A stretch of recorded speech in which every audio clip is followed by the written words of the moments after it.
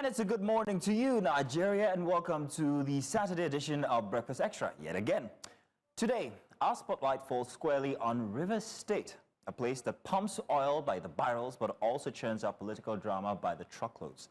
Now this morning, that drama wears a new outfit, the ballot box, as Rivers goes to the polls for local government elections. But I think to understand why today really matters, you have to rewind the reel, Rivers politics has always been a stage where the cast changes, but the drama, well, it always really never ends.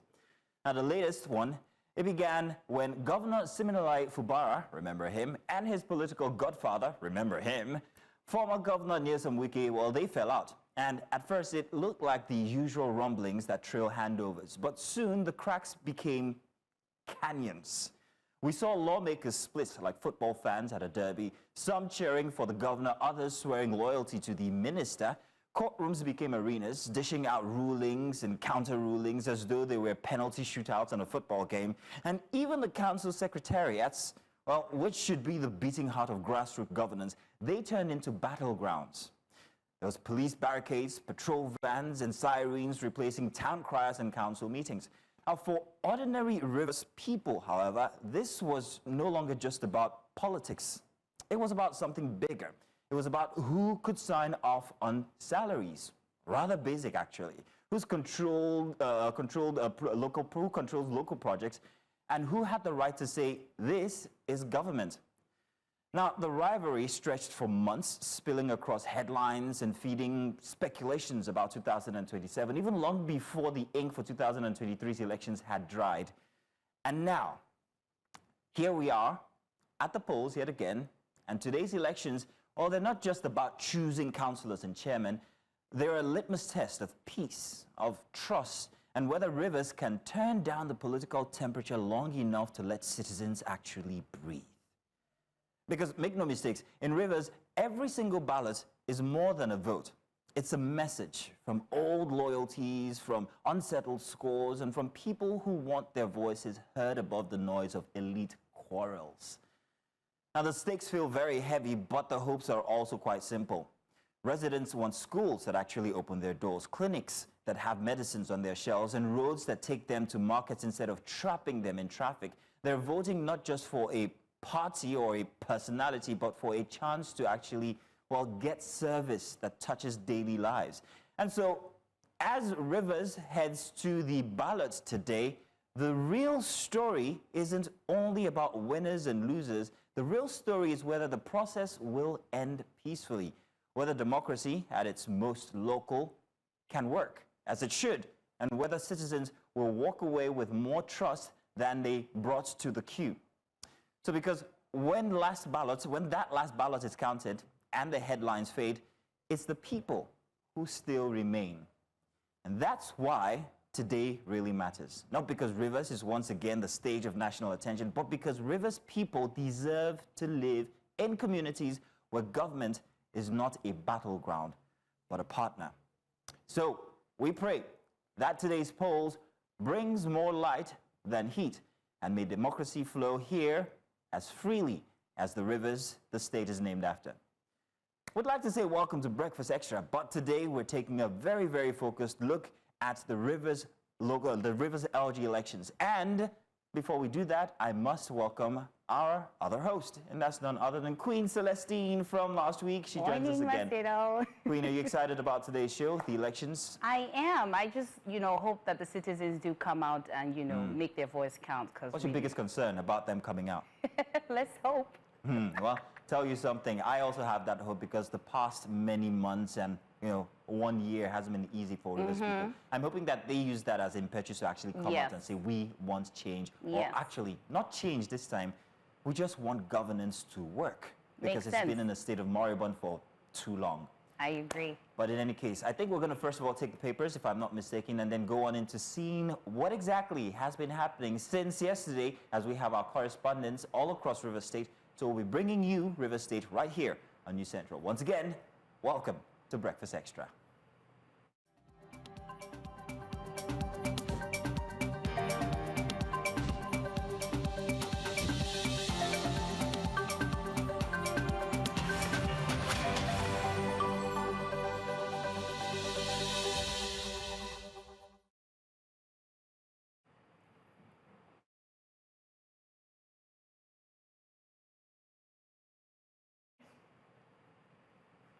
Good morning again and welcome to Breakfast Extra.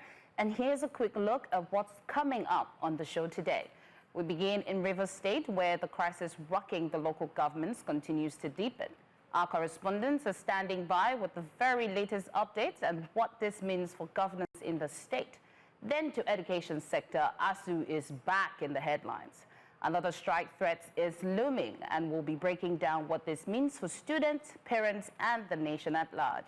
We'll also be taking you to the streets in our Perspective segment with the continuous voter registration now on the way. We're asking Nigerians directly, are you going to get your voter's card?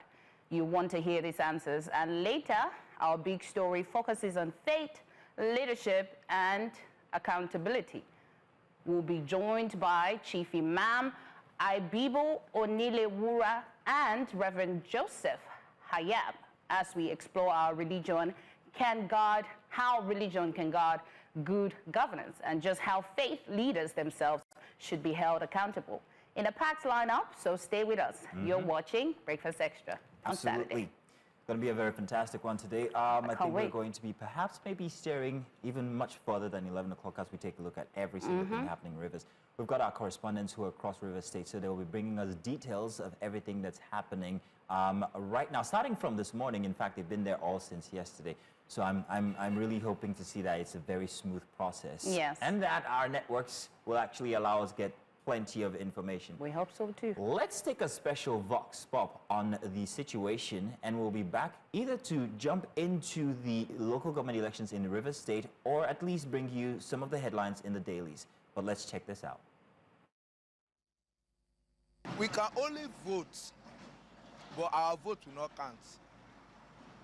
Honestly speaking, even for the previous elections, that even the Labour Party candidates came in, it gave me interest to vote. I voted, which many youths then came out. Most of my friends, we went to Abuja together to do our voters card, and yet the election was still rigged along the line. So I see no vote counts again in 2027 election. I feel regardless if it counts or it doesn't, I think it's my right for me to actually vote. And if I am complaining that the country is bad and I'm not voting, it's more like I am also not doing anything and I'm contributing to whatever is happening in the country. That voting is not the problem, because the problem is that our government, not everybody will come outside for voting, but after voting, things will change. It's not the way they promise they will do. So I don't think, but if I will come next election, it's by God grace, because they have scammed us a lot. So I don't. It will be very difficult for me to come out that very teacher. As a country, as a nation, I don't think we are at that place in our democratic process where you could confidently say that our votes will count during the next election. Because if you look at the people in power, they are, from their antecedents, they are people who can do anything to get hold of power. There are people who can do anything imaginable to ensure that they get into that political office. So as it is right now, I doubt if our votes will actually count. Whether our vote change or not, since it is our civil responsibility, I have to do it. At least at my age, tell my children to go out and vote, because it is their own right. Voting is a right that one has to exercise as citizen of that country. So I will vote, no matter how it comes, no matter how it is. It is that vote that will determine who should come up next, right, rather than complaining. It's left to our INEC, our officials and all that. They should think about us and be like, our vote should count. I feel that the best way to curb electoral fraud is to digitalize the electoral system, and in such a way that it will be very, very difficult for the servers and what have you to be hacked, or it will be difficult for criminals to infiltrate the servers and alter electoral figures. If we are given opportunity to allow the electorate to decide the election. Our vote must count, and that is why we need to get our voters' card. Our vote must count, so that we should be able to have people of our choice. The situation in the country today, we need people who are better placed to address the issues confronting us as a nation.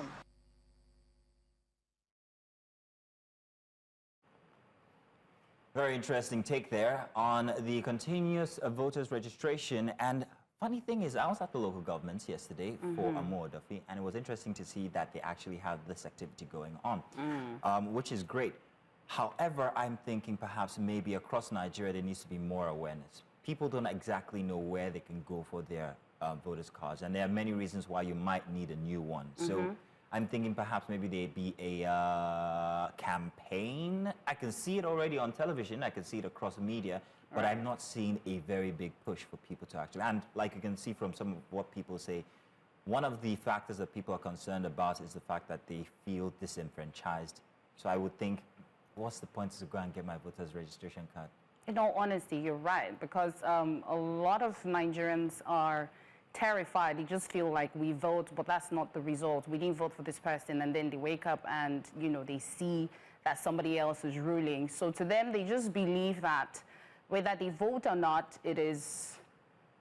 Okay, well, that's interesting. Now, we're being told that we have these visuals that you're seeing right here are straight out of Rivers State. We're going to get confirmation on what unit or what ward this is exactly. But these are election materials that are about to be on the move. I'm expecting that this is one of the centers that is being monitored by the, or that is being, well, put in place by the RCEC in Rivers State.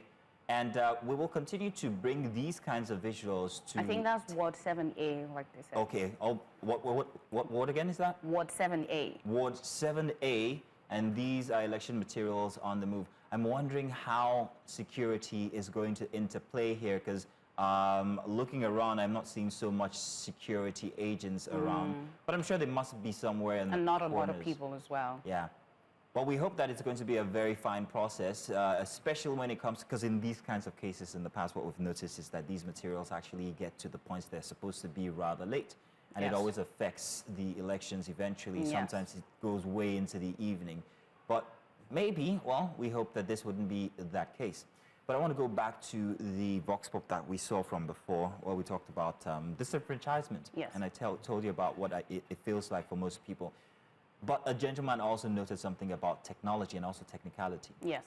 That's something else that one needs to wonder about when it comes to the elections happening today in Rivers State, how the BVS machines are going to work, and the technicalities around the election officials and all of that, and security plays in there as well. Yeah.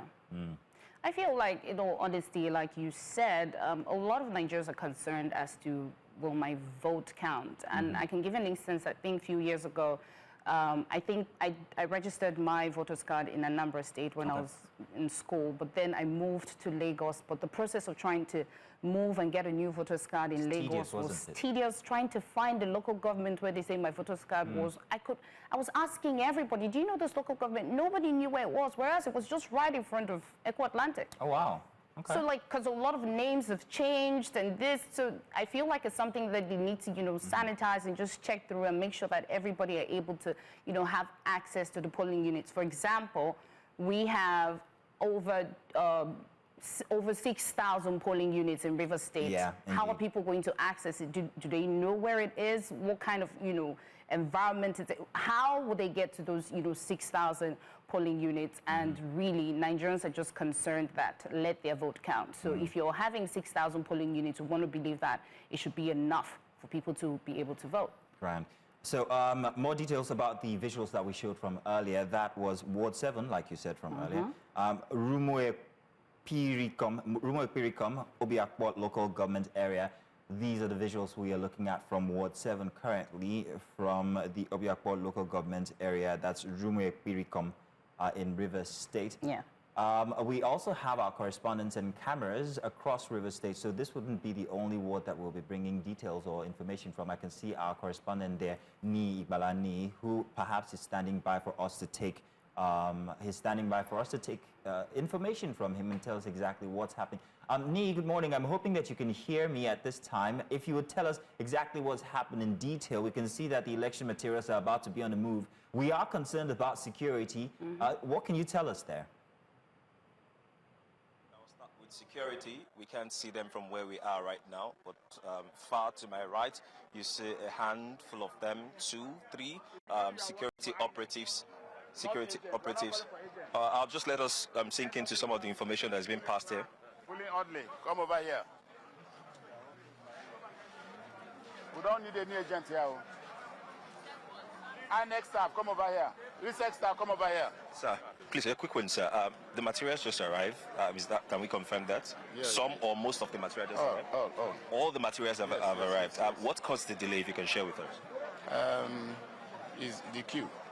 The queue? The queue, yes. The queue here or the queue at the airport? Over there. So, which means it wasn't sorted yesterday? I don't know that. No, not that it wasn't sorted yesterday. Okay. But for you to be accredited, so you can carry your own material, that's the only problem. Okay. You have to be on queue. They have to call you for you to sign your document. But the materials have been sorted. Well arranged in the car and the bus. Your name, sir? My name is Stanley Monaco. In what capacity are you? SPO. SPO. All right, thank you very much, sir. You've heard it from one of the SPO. I have to just quickly, because now you can see behind me here, the ad hoc staff and some of the research staff converged to receive their material. We've been here for the past 1 hour, and we could confirm that just a few buses were in, just 2 buses in fact were in earlier and had very little material, and it has delayed all these ad hoc staff. According to what I hear, this is a rack center that caters to over 70-something units, which means the ad hoc staffs and research staff of over 70-something polling units are here currently as at 8 a.m. and still have to pick up their material and move to their various wards and polling units. That's to tell you how long it will take and when we're expecting this electoral process to begin. And we've also had some electorates sit down here since morning. I'll try to see if I can speak with one of them. Daddy, how long have you been here, sir? Just an hour ago. An hour ago. What did you observe when you first got here? We waited and people are already waiting. And thank God the material just arrived now. All right. What's your name, sir? My name is Fidelis Eke. Okay. I can tell you as well, other electorate are seated here, the aged, the young ones, male, female, they've all been waiting for an hour. And this is not the only ward we've been to. We went to Ward 11 as well, around this area. The same thing. In fact, the ward chairman was quite angry and he had to mobilize some of his members to go back to recheck this morning to go and get materials. Now, the sorting has just begun. They're trying to call. I'll see if I can give us a little bit of the sound bite. Then I come back to you, Mazino.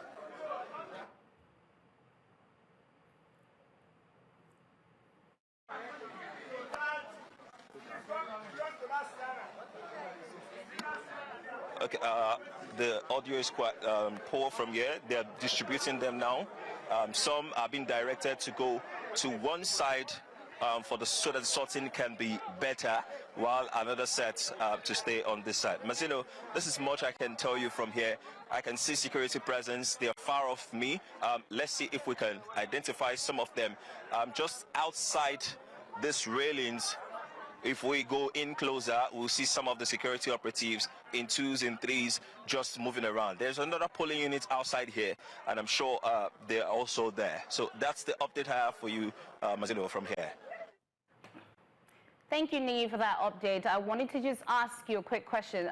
You covered the local government elections in Lagos a few weeks back or months back. Can you tell us the difference? Can you compare between what happened in Lagos and what's currently happening in Rivers State now?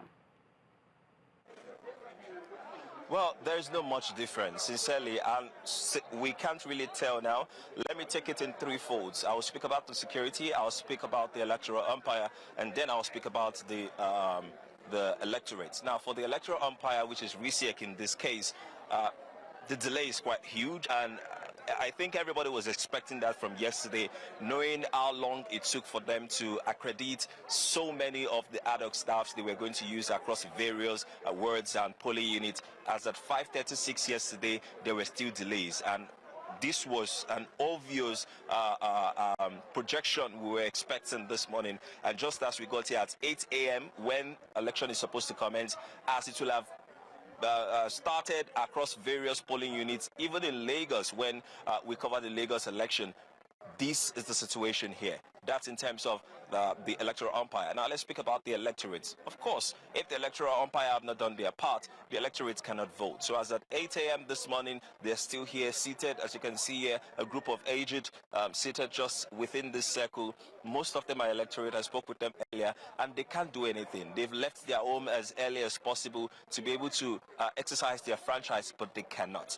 Now, in terms of security comparison, yesterday there was a show of force, and the show of force was huge as compared to what we have in Lagos. Yes, Lagos too, we had it quite much, but as compared to what we had in Lagos, it was quite huge. We've not really seen that huge number today because, of course, you know, they are going to be deployed across various polling units. And when we moved out this morning too, it was very early, so we didn't see so much of checkpoints. But I'm sure as we move out more from this place now, we'll be able to give more updates on this comparison and see how far this has gone. But for now, it's 8 a.m. and electoral process has not even begun because about 70-something polling units, ad hoc staffs are here trying to get their material before they even move to their polling units. Well, Nii, thank you for bringing us detail about the election officials and how they're doing. Apparently, there seems to be a bit of delay. But let's talk about the electorate now. Considering the drama that has been happening inside of Rivers State, from the governor to the state of emergency to whatever we find ourselves in right now in Rivers State, how enthusiastic does it seem that the voters are? Have you been able to test the pulse of the people? Are they come? Does it seem, or is it too early to tell if they're coming out or not? Well, my first encounter this morning with an electorate was a 69-year-old evangelist who said she's coming. Please hold it, I will call you soon. She's coming to, she must exercise her franchise for various reasons, which we have the visuals. Let her say it by herself. But I've encountered about 2-3 people like that as well who have decided they were going to come out this morning. And I'm not talking about young people. I'm talking about older generation. They are already walking down to their polling units in hands, gisting, and ready to cast their vote. So I would say from the few we've seen this morning, because it was quite early and we've been here most of the time, they've been out ready to exercise their franchise. And I'll just quickly chip into one of the presiding officer or an ad hoc staff who has been waiting here for a while. Also, how long have you been here? Let me start with your name. All right, I'm Mr. Igwe Samuel. Okay. What polling unit are you assigned to, and how far is it to this? Unit 40, and this is Ward 9. I'm assigned to Unit 40. I'm the presiding officer of Unit 40. And Unit 40 is about 10 minutes drive from here. Okay. How long have you been here, and how long have you been waiting for this material? Were you also at the research center yesterday, and what was the experience? No, I wasn't there yesterday, but I visited here this morning because I was assigned to pick up my letter here yesterday. So my experience, I've been here for about an hour, 30 minutes so far. Now that this has been delayed, electoral process is supposed to start by 8. What happens to your ward there where you're supposed to preside? I believe my poll clerk, I've already discharged some of my assistants, the poll clerk and the assistant poll clerk, to make sure that they visit the unit to make sure everything is put in place while I try to deliver the material from here to the units. But nothing can happen until you get there? Nothing can happen until I get there. All right, thank you very much. It's all right. Well, you've heard it, Mazino. Nothing can happen. So the electorate and the electoral umpire and some of the ad hoc staff are all waiting on this material that are coming from here, and that speaks to a lot. Well, Nii, thank you for being there on ground and giving us this update. I just have a question. Let's compare between the older people and the younger people. How enthusiastic are these younger people? Are there a lot of them there, knowing fully well that we have more younger people in this population? Can you repeat that again? I could barely hear you. I was asking that comparing between the older generation and the younger generation, how are the younger generation, are they enthusiastic about the voting process, coming out to vote, knowing fully well that they are the greater population? Are there a lot of younger people there, and what are they saying? Well, it's in this particular it's quite hard to identify if the younger population we have here are actually electorate and not part of the electoral umpire or ad hoc staff, because most of the people who seated here earlier were young ones, and now, as you can see, they've been there are different sections of the place trying to get their materials. So obviously they are not electorate, so I can't judge from here. But coming over to this place this morning, most of the younger generation we saw were looking as if some of them, this is me just projecting now, I'm not saying this is exactly what it is. We're looking as if some of them were coming back from work, some came back from night vigil, some were preparing with their jersey, some were taking a jog on the road. Those were some of the young people we saw. Now, for the young people at polling units, no, we've not been able to identify any of them. Most of the young people we've seen at polling units as of this time are people who are ad hoc staffs and are preparing to get their materials, of course, to move to their polling unit. So I can't speak for that now, but what I can speak for is, yes, I can confirm I've seen the older generation, a handful of them across various wards and polling units, ready, been here early, been at their polling units early to exercise their franchise. Very interesting dynamic, Ni. So earlier, inside of the monologue, Ni, I had supposed that the people of River State simply just want to get this process over and done with. What my conclusion then was whether there was a 90-day notice or 32-day notice given. Rivers people just don't care. They just simply want governance, and this is their opportunity to actually get that governance. I'm wondering what you think about that conclusion I made, whether it's what you're seeing on ground right now. Sincerely, I would align a little bit with that that conclusion, because yes, they actually do not care about anything. If it's a 90-day rule, there is election, right? I have a right to vote, right? I can exercise my franchise, right? I'm coming to cast my vote. That's just it. It's not. There are concerns about there are political tensions, there are legal tensions, or there are still legal battles to sort. It's really not much of a deal. They are here. They want to exercise their franchise. I can speak a little bit for the older generation, but not so much for the younger generation, and not to talk about the physical people who are persons with disabilities. In this case, I've not identified any of them, and I don't know if there are provisions that have been made across various polling units also for them, because these are special people who need to be catered for, and these are the things we're also going to be monitoring across major polling units, because this is they are supposed to be special gadgets and ballots rails that ballots papers that's supposed to be provided for this set of people. Now, these are the things we'll keep looking out for, but for now, people are just out to, a few we've seen are out to cast their vote, but they can't do that. The process is being stalled by delayed material across some or major wards and polling units we've been to this morning. Okay, very interesting. What about the mood? What's it like? From yesterday, there was a bit of tension. You talked about the show of force when it comes to the security agents, but how is the mood this morning? Is it tense, or is it just, well, okay, let's go out and vote? It's more relaxed than anything, if I can put it that way. Whereas I said, it's still quite early to tell, but it's really relaxed here in Rivers State. It's like an everyday thing.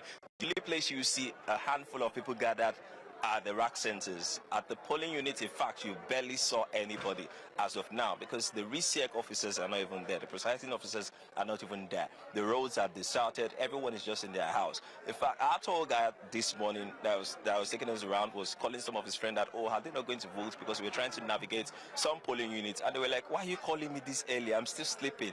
Maybe around 10 we start considering if we're going out or not. So most people are just chilled in their home, monitoring, of course, watching updates from stations like News Central, trying to get what they can, trying to know what is happening around them. Then they will decide if they want to go out or not. But speaking about the atmosphere, the ambience, trust me, it is relaxed. Ani, can you tell us, I can see from, the visuals, you have people gathered in 2s and 3s and 5. Can you tell us, if you're hearing their conversations, what are they mostly talking about? Well, I will try to go close to see what exactly the conversation is about, but I want to believe it's about sorting, and I'll give us a little bit of ambience. Open that. They got 54. Me, you get 54. Now, the pulling unit you now. should safeguard what they are carrying. Yeah, somebody's there. You are not. Okay, I can see them trying to get their letters. I think these were the letters they were waiting for all through yesterday at the RISEC office. I want to see if I can speak with any of them who has gotten the letter so I can get his or our own reaction to how long it took to get this particular letter. I spoke with someone earlier. I said it shouldn't really be a big deal. They know them. They've trained them over time. Let me see if I can speak with this person. Sorry, sir. Good morning, sir. Please, if you don't mind, can you speak to me? As I noticed you just got your letter. Yeah. How long did it take you to get this? Were you at the RISEC office yesterday? Yes, I was at the RISEC office. Though I went late, so I couldn't get mine that yesterday because of the crowd and all of that. So I had to go and then talk to the person in charge of the unit. And he said I can pick it up this morning. What exactly is the content of this letter? What does it say? What does it guarantee? What powers does it give you? And why do you have to wait for it? Just like this very other guy said now, I was about going inside. When he gave me this letter, he said something.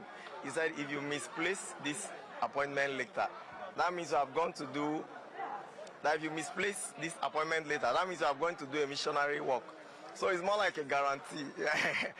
If you maybe after the whole exercise, this is the only thing that can guarantee you actually perform in the exercise, partake in the exercise. I think that's what it means. And it also guarantees your payment, I believe. Of course, now. You don't get the paper, you know, collect money now. All right, thank you very much. What's your name, sir? My name is Pius Ame. All right. Well, you've heard it from Pius Ame, one of the ad hoc staff. The letter guarantees that he has not only that he's performing and he's doing his job and not just going on a mission and just being a philanthropist and trying to be nice and giving back to the society. That letter guarantees he's working, guarantees the fact that he is an ad hoc staff working with RISEC, and of course guarantees his payment once it's done. Nee, I'm going to twist that last question a bit. Now, from before, there were very many concerns. We played a vox pop actually before we came to you, and inside of the vox pop, we were asking our respondents what they think about the continued voters registration, and many of them shared concerns about technicalities, about technology, about disenfranchisement. So I'm wondering, amongst these discussions that you might be privy to while you're there, which are the biggest concerns that people have as regards the Rivers State elections? Well, I wouldn't want to generalize because elections are different and various factors and parameters make them different. This particular one, for now, the major concern is delayed materials. Any other thing will come after that. Now, we can't tell if the technology, if the beavers are working well, if security is properly active, if there are no violence whatsoever, because the electoral process has not even begun. So the major concern as of now is delayed materials. When they scale through that challenge, then we can start looking out for other issues that might prop up, then other regular issues that we usually assess during electoral processes like this. But for now, across board, major places we've been to, it's still quite early, it's been delayed materials. Well, thank you very much, Nee. We'll continue to come to you through the course of this morning and even through the day for more details as regards the processes happening inside of River State for the elections. So we're going to go on a short break now, and when we come back, we'll be having a guest inside of the studio with whom we'll be starting our discussions regarding the Rivers elections.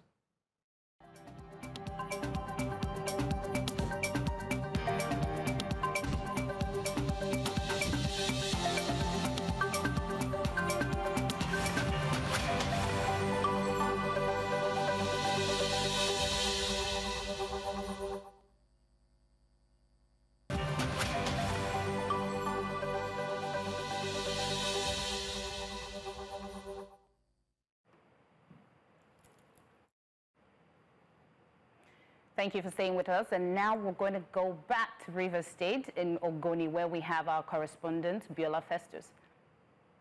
Biola, can you hear us? Good morning. Good morning. We can hear you. Biola, please, can you just give us an update of what's going on generally in Ogoni right now? Currently in Bori. Now, Bori is the headquarters of Ogoni. comprising of 4 local government areas. So this Bori is the capital of Kana local government area in Rivers State. We've arrived here earlier and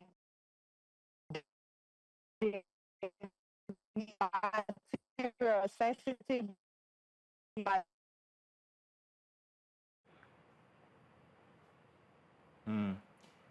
It would seem that we have issues with the connection with Biola, who is reporting in from Ogoni. That's the Bori headquarters. She's actually at the area command of the police headquarters in Ogoni. But we'll try and make reconnection with her so that she can give us details about what's happening. Especially, we would like to talk about the security presence there in Ogoni, and also perhaps maybe other wards that she might have been to this morning.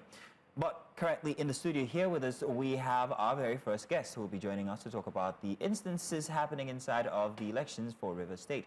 In the studio here with us, we have Mr. Kabir Akumbula, Mr. Kabir, legal practitioner, by the way. Let me not forget to mention that.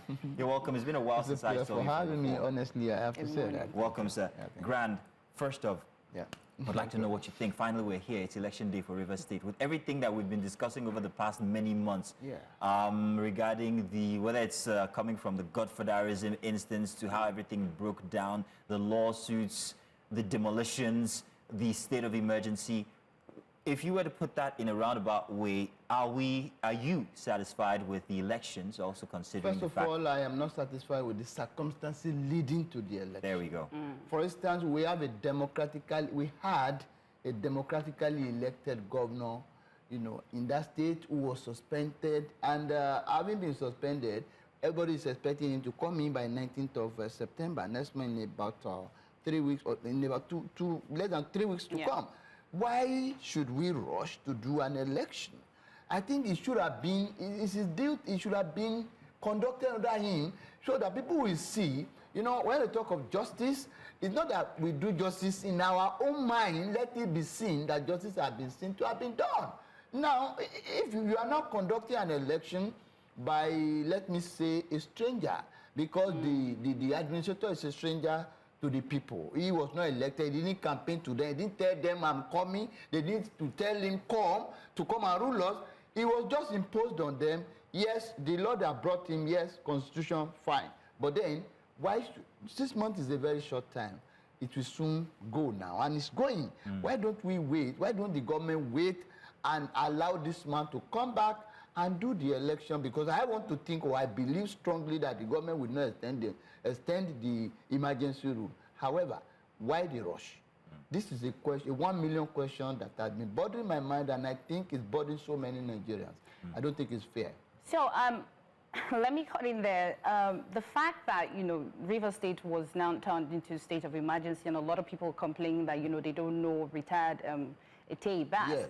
So do you think that with this election, do you think it would be null and void? Because first off, a lot of people were saying that, it did not follow the constitutional 90 days notice. So we had about 32 days. Last year was 21. In October, it was 21 days, and then it was ruled null and void. So what do you think about this one? Let me tell you, you keep on, in Nigeria, the way we do our things sometimes can be different and funny. Why don't we be good students of history? Court has nullified one based on 1 point, and you are still making the same mistake the same time, and another time. I think the issue of notice is very sacrosanct, is fundamental, and is very germane to the validity of any election. So when the normal and requisite notice have not been given, the election is invalid, because the very foundation that the election is standing is wobbled, or it's not even there at all. You can't put something on nothing and expect it to stay. It will certainly collapse, because when you can't put something to nothing, you can only put something something to something. Do you understand? Because there must be something to receive the something that you are adding. But it's the Isaac Newton law of gravity. So when you have conducted an election in an environment under circumstances that are not only questionable, but it's legal. It's illegal.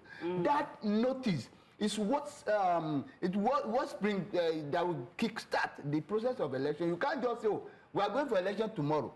The issue of the notice is to prepare all political parties, because it's not only PDP that is in Rivers, it's not only APC that is in Rivers, there are a lot of other political parties. So when you don't give the requisite notice, you have not given even grant for them to participate. It happened in the case of Atiku and INEC, when you took Yadra and Jonathan to court, and the court said no, there was no even grant for them to compete. Right. Do you understand? You must give parties adequate notice. You must give them adequate facility. You must give them ample opportunity. And when you don't give but there are excuses that have been given by the RCEC. The excuses are, first off, they noted that these are just conditional, that the 90 days is conditional, and that the circumstances happening in River State are different. First off, there's an emergency rule. No, you see, it's unfortunate. It's just like somebody saying, why did you shoot a gun? You say, my hand just pulled the trigger. You can't do that. The law, okay, why do we have the law? Why did we make the law in the first place? If it is just conditional, it's just one of those things. It is sacrosanct. And again, we are not only talking here. Court of law has pronounced on it. And what the realist school of thought, when they are defining law, they say law is what the judges say from the bench. If your understanding of it is just one of those things, the court has said it's not one of those things, it is sacrosanct, it is fundamental. Except the court is going to change its position again. But I think, as far as I'm concerned, I don't think it's fair. Why are we in a hurry? 6 months, they don't have time to prepare since 6 months to have conducted this election like 2 months ago or a month ago. No, I don't think it's fair. What about the vacuum that it's created with the governor not being in seat, Tabas in as the emergency, what do you call it? Seats in the local governments. There is a big vacuum.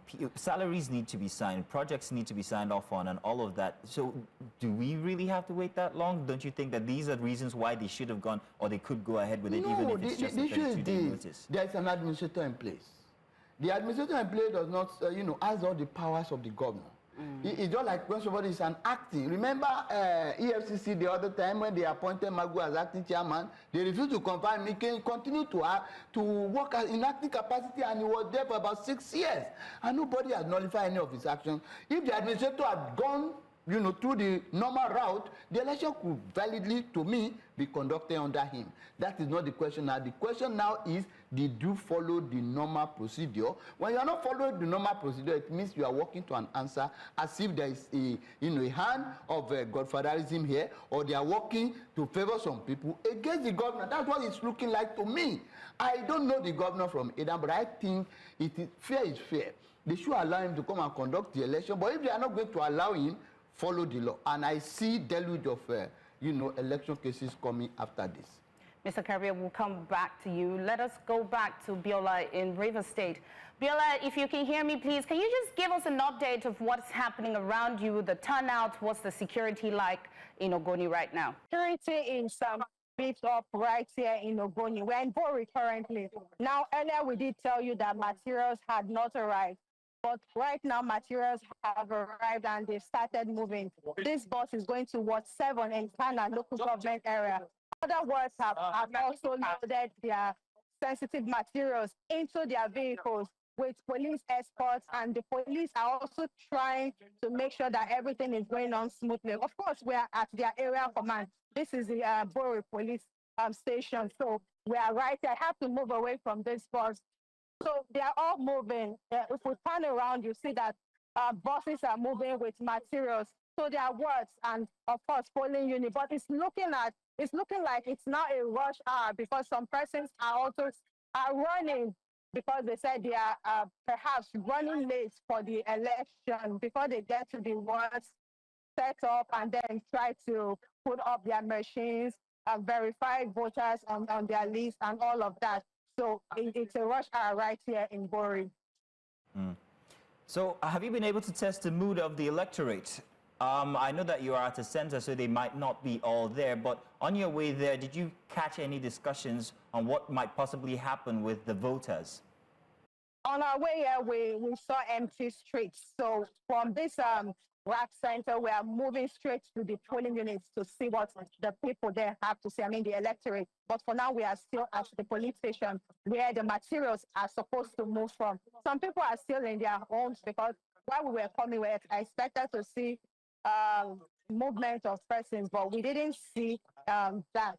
But after now, we are going back to the streets and of course the polling units to check what the people's concerns indeed. All right then. Now we'll be coming back to you to ask more details because we're very concerned regarding that, whether the turnout is good or whether it's poor based on the factors that led up to the elections. So we'll come back to you for more of that information if you don't mind. Do keep on standby. We'll continue with our conversation here in the studio with Mr. Kabir. Mr. Kabir, you stay with us now. Let's talk about what the results might prove, whether the people of Rivers State are showing a sense of exhaustion with the processes that have happened from before now.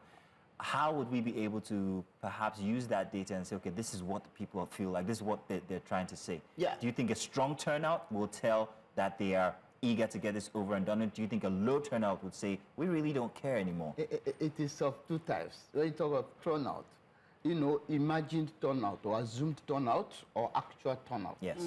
You know, I foresee voters' apathy, and as you can see, I don't see there. You know, the voting units ought to be crowded by now. You understand? So I foresee voters' apathy because the governor also, whether you like it or not, still have his people, you know, on ground who feel, who are feeling or who have felt that we have been shortchanged one way or the other.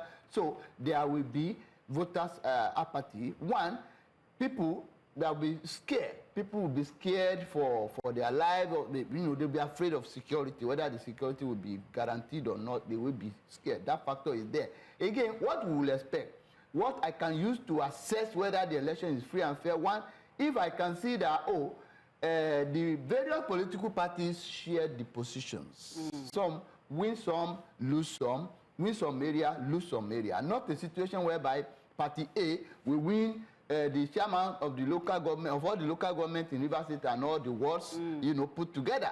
Where one party B, we win all the local government election in particular, in a particular year in local government, and win all the wards together. This will put a kind of question mark. And again, when I say assume turnout, sometimes people don't turn out. There could be massive thumb printing just to get just announce the result. It might not be real thumb printing by the people. This also can happen. It's a possibility.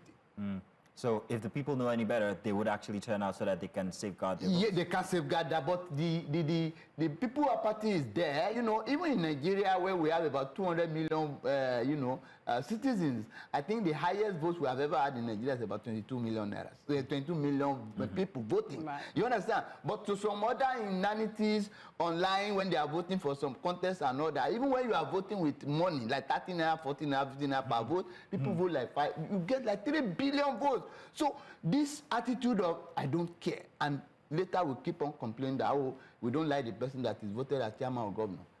We will regret later we have ourselves to blame.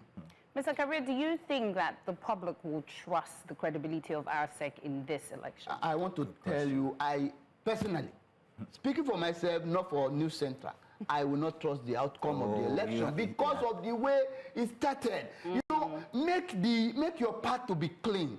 If anything happens, people will vouch for you. Right. But when the process itself is not transparent, what do you produce? You understand? You can only get a good result from a solid foundation. You cannot get a wobble foundation and put an edifice that is beautiful. However, strong the edifice, it will crumble because the foundation is wobbled. So this is what I am seeing here. They have, he who comes to equity must come with clean hands. The hands of the RSEC or whoever, or the government, federal government, because federal government is one ruling in Rivers now, because they are the one that appointed the governor, and the governor is answerable to House of Reps. If they want to make law for River now, it goes to House of Reps. So with this, I don't think that the process is transparent, and having not been transparent enough, the outcome may not be so favorable. You just mentioned something very interesting here, and it only just occurred to me that if the state of emergency is a federal is instituted by the federal government, then doesn't that put any election that should happen currently under the purview of INEC, not RSEC? Do you understand? Because, like you see, that is just the questions that has to be, because as it is, The state parastatals, you can see no House of Assembly, no commissioner. It's only the administrator. The functions of state that should work are majorly the traditional institute like maybe Ministry of Information, Ministry of War, Ministry of Agri to keep government working. I think the RCA thing should not have been. I don't think they should have conducted the election because it's a state agency. It was created by the state. It will have been, because if the House of Assembly had been suspended, House of Assembly made law to establish RCA. But then but now, if they want to validate anything in River today, if you want to present budget, they will go to House of Reps. So why is it not the INEC that will be conducting it? So the implications are even further than that. So if it was INEC that was in charge of these elections, it would. What were you if they give the normal notice, did they give the normal notice? If INEC conduct it and normal notice is not given, the election will be invalid. But don't you think that that would be considered as interference by the presidency or by the presidency? But it would be interpreted so by the electorate. What will I ask? What will I say if the appointment of the governor of the administrator is not interference? That one is less, less weighty. You understand? It's less weighty than the appointment of a governor that they don't know. The people of Rivers don't know him and all that. And do you know sometimes, it's even fair now because the man seems to be from that side. Sometimes somebody from Ogun State was brought to Ekiti State to be the administrator of Ekiti State, Oluni. There was a leave from George the other Tabiwe to come and head another state. Right. So, but this time around, it's even from that South region. But I don't think it's fair at all for government to allow an administrator to conduct this election. It springs a lot of questions. Wow. The implications are only just occurring to me now as we speak about this. Yes. And I'm wondering if this is something that is also being noted by the electorate and whether this is going to sway their votes this way or that. But at the end of the day, what are you, not that you're announcing results, what are you expecting to see when it comes to the general mood for these elections in Rivers State? Let's note the implications from everything that has happened from before, all the factors that led us up until here. Yeah. Yes. Even when if the governor eventually, first of all, if the governor eventually comes in again, in September, I can tell you, a lot of lawsuits might be coming up. Some people might be challenging the election from the beginning to the end to say it is illegal, it's unconstitutional. But another problem that we may have is that pre-election complaint ought to be done within 14 days after nomination. Yes. I don't know whether that time might not have passed. So with this one also, they might just get rid of that. They may escape that wahala. Do you understand? Yes. Because under the law, if you say somebody has forged certificate, the situation that happened in those days, like when this guy, when the governor-elect of Bayelsa was removed, it's not the situation now, because the law has changed. That if you have a complaint against the competence of somebody about the candidature of somebody, you must complain within 14 days after the nomination. Yeah. And it has become, it's more than 14 days now. And again, if you file an election petition against the local government election, the problem we have is that it stops at the High Court. Court of Appeal has no jurisdiction as an appellate court. Once you finish from your election tribunal for local government, you appeal to High Court, and that's it. Mr. Cabrera, we'll come back to you. And now let's move back to our correspondent in River State, Austin. Austin, can you tell us your location and tell us what the security is like there and the mood of the people there?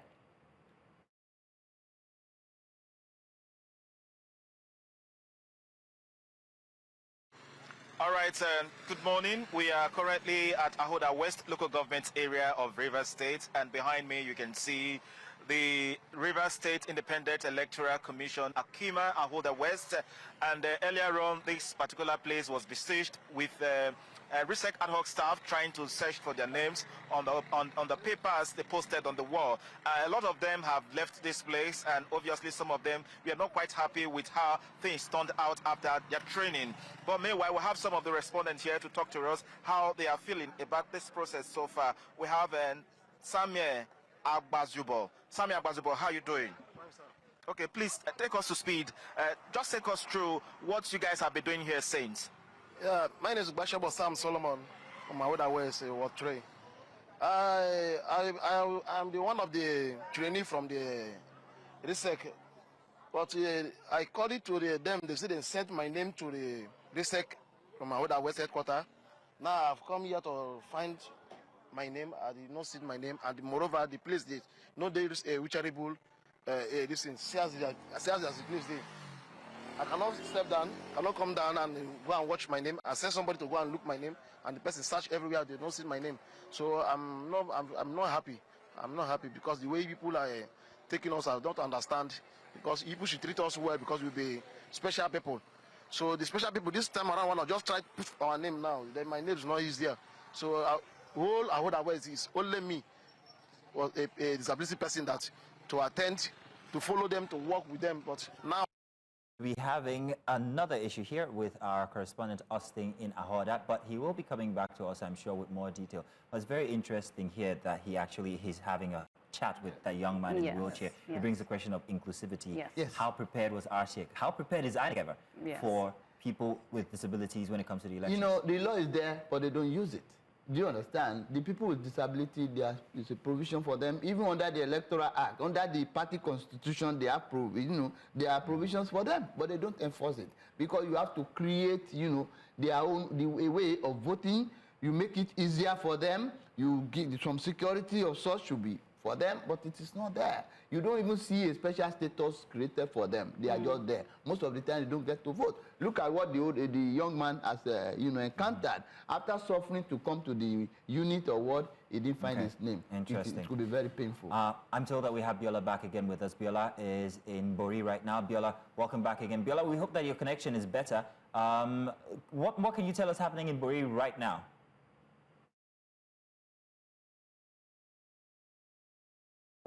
And materials have started moving. Well, we have some of the agents, of course, those who are supposed to monitor it to see how it goes smoothly. I have one of them here, and I would like to have him speak with us. Okay, good morning once again. You have been here monitoring the movements of these sensitive materials to the polling units. What would you say of the process?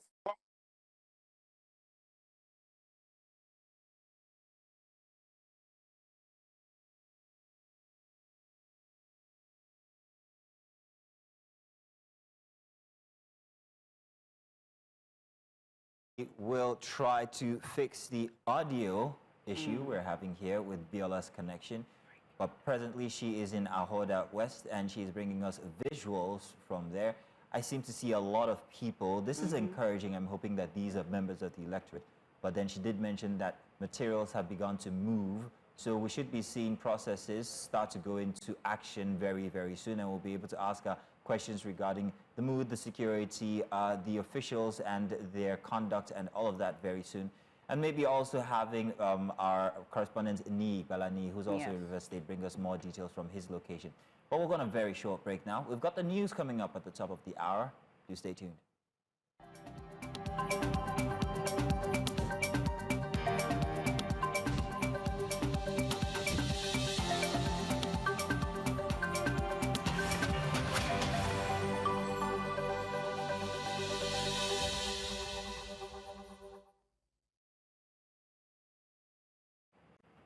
Welcome back, and these are the headlines at the hour. We begin with Rivers election, where residents in the 23 local government areas of the state are casting their votes in the council election holding across 6,866 polling units. The elections are coming 6 months and 2 days after the Supreme Court nullified the local government election conducted on October 5th, 2024 by the Rivers State Independent Electoral Commission.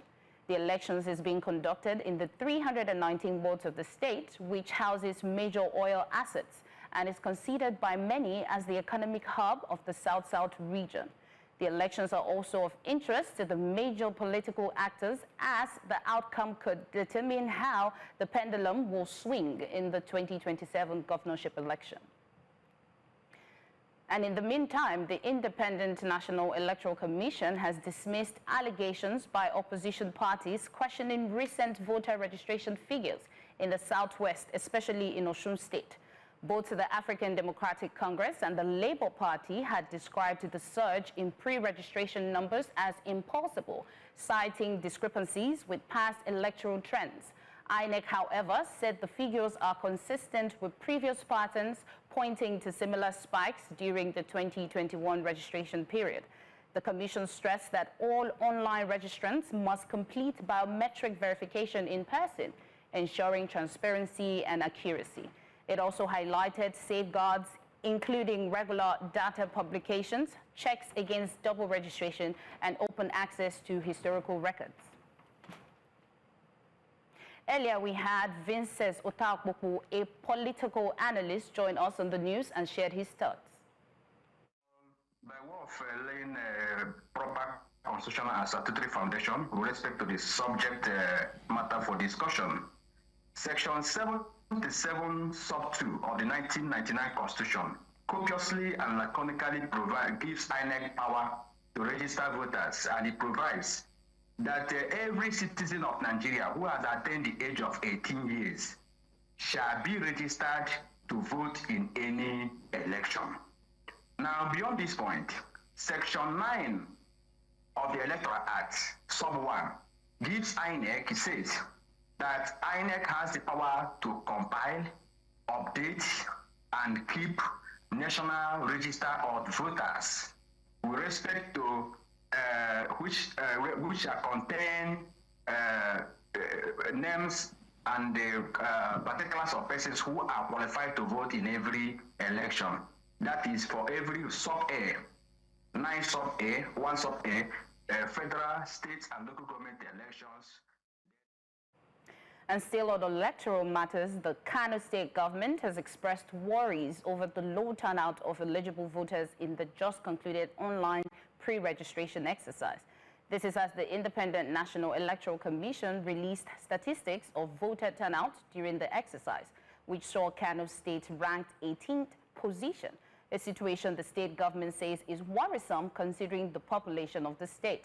The State Commissioner for Information, Ibrahim Waya, spoke to journalists in Kano during a voter sensitization campaign, raising concerns over the released ranking results. He says that the state government has decided to engage in a massive sensitization campaign in a bid to secure over 10 million registered voters by the end of the exercise in August 2026. Released by the INEC, which really showed the number of the people or the number of Nigerians that are registered within the first 1 week, from 18 to 24th of this August, which really actually, so unfortunately, Kano was placed at the 18 in number among the hierarchy of the state that really with the highest number of registered voters, the free registration exercise that started last week. So it's quite really very unfortunate, particularly looking at the critical political stake of Kano. Kano is known to be politically strategic, and we're hoping that looking at our population, that Kano should actually be the one to be leading. So that is why we decided to launch a mass campaign, a mass installation to ensure that actually we assumed our rightful position as far as the potential voters is concerned in Kano. Talking politics, former Zamfara Central Senator Kabiru Garba Marafa has officially resigned from the All Progressives Congress, accusing President Bola Tinubu of a use and dump leadership style. Marafa, who coordinated Tinubu's 2023 presidential campaign in Zamfara, said his departure follows extensive consultations with supporters across the state and frustration over worsening security, political neglect, and lack of development in Zamfara. Despite delivering victory for Tinubu in the state without his physical presence, Marafa and his political structure say Zamfara has been marginalized, receiving minimal federal appointments and aid, while insecurity and kidnappings continue to rise without adequate government response. And talking education, the Polytechnic Workers Union has issued a stern warning to the federal government, demanding immediate payment of old promotion arrears, the 25/35% salary review arrears, wage awards, and full implementation of the new minimum wage. After patiently awaiting action, the council says it is deeply disappointed over the government's failure to honor agreements and prioritize education, despite numerous peaceful attempts to resolve these matters. The government's response has been described as mere lip service.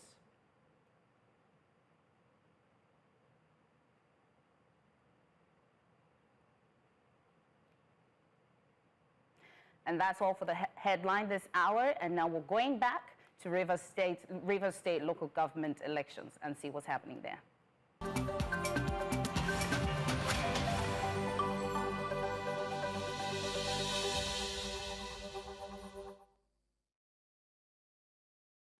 Welcome back. We're still monitoring the Rivers State LG elections for 2025. We are lining up our guests on a live view. They'll be joining us soon. We still have in the studio with us Mr. Kabir Akimola. He's joining us, giving us some very interesting legal aspects to the situation happening leading up to the LG elections 2025 in Rivers State. But very interestingly, while the cameras were not on us, Queen had a very interesting question, and I was like, that couldn't be. But Mr. Kabir had a different opinion. But what was the question you asked? So I was just saying that, you know, based on the history, like you mentioned, you know, if the Supreme Court voided the October 2024 elections because of the 21 days notice, and now we had 32 days. What if, after the whole ruckus and then the whole election and the turnout, they now void this one? What now happens? I thought it would be impossible, not after all. Well, if you look at it very well, you know, what they call law, sometimes law is not, it's supposed to, that's what we call judicial precedent in law. There is no new thing except occasionally when the law has to change to fit into the trend of things. However, in the law that established RISEC, there is nowhere it is said. It was not envisaged that at a time a sole administrator will be conducting an election. So there is no provision there that says when a sole administrator is conducting an election of local government, the length of notice will be shortened.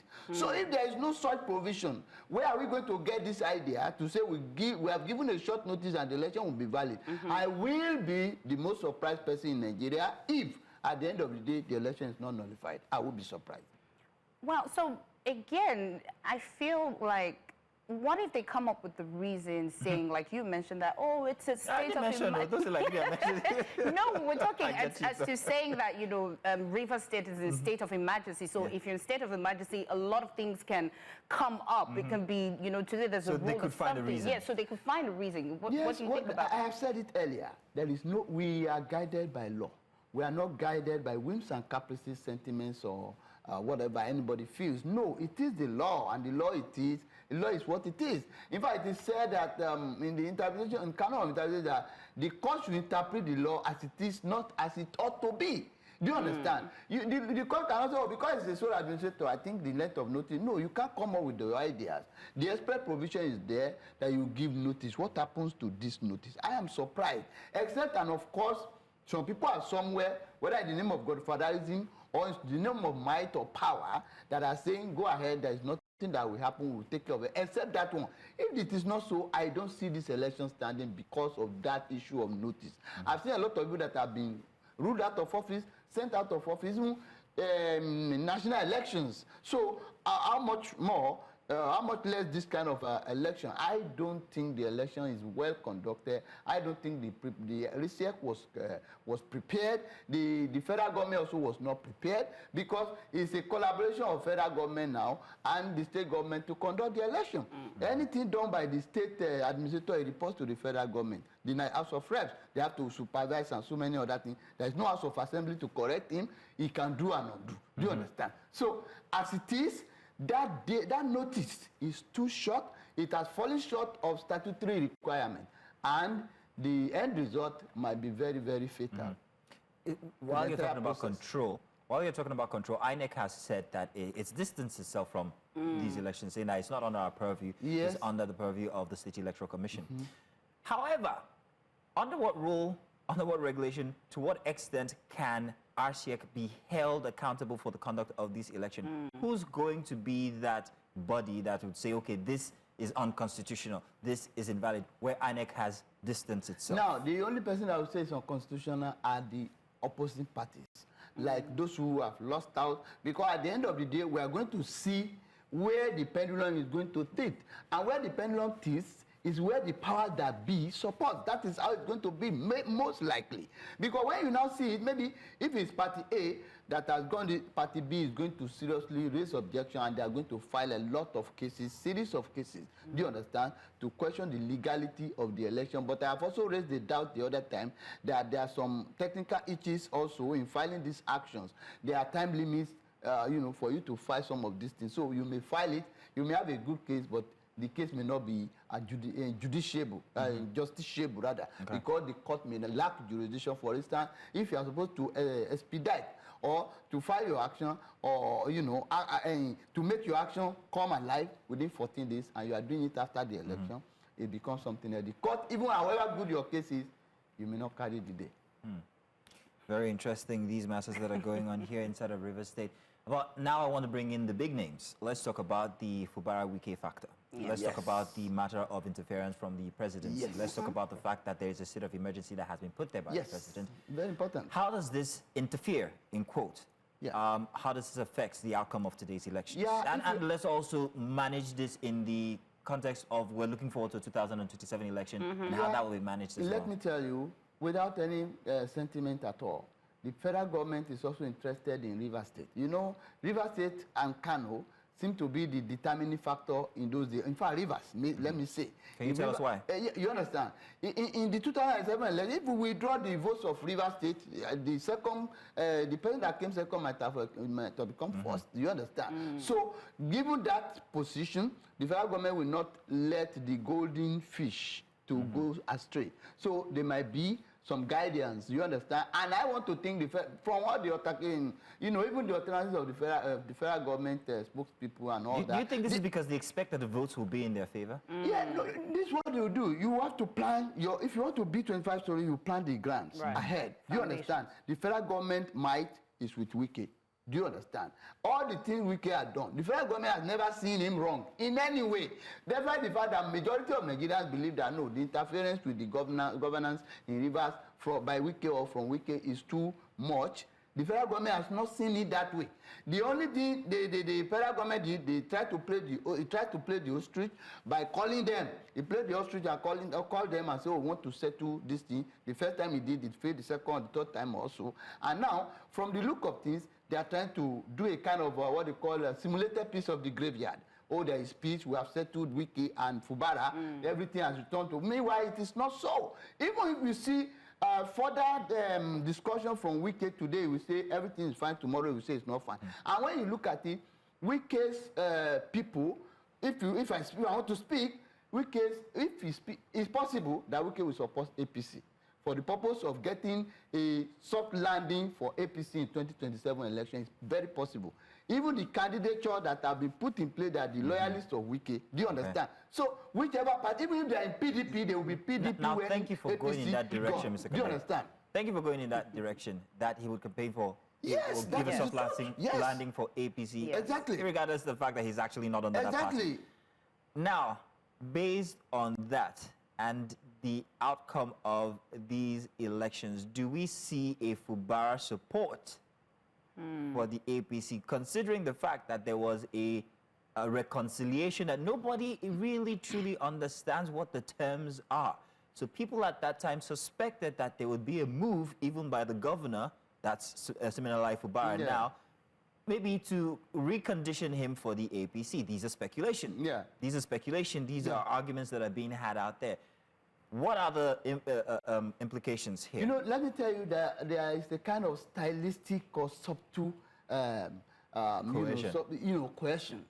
You understand? But it will not, as a politician, he will not be able to say it out. I can tell you, if he has not agreed to play the ball according to the rules, I don't think he's coming back to that government. That is the truth of the matter. And if he's coming back, he's not going, even from the look of things, he may not get the second term. And for the fear of not losing the second term, he may be forced to reckon with Wike and play the game according to the rules given to him. You understand? Not according to his wishes, not according to the wishes of his people that elected him, but according to what the dictation was or is. You understand? Or is likely to be. This is just it. And now, the candidates that have been selected, they are mostly candidates that are loyal to Wike. That is the truth of nothing. And with this one, when you say loyal to Wike, is loyal to APC. Because Wike is in PDP, unfortunately, they have become a kind of a strong man that they couldn't say go. And he's been there, he's not really helping them, but they are afraid that if they send him away, it will be more disastrous. So let us keep the enemy that we have known, to be with us.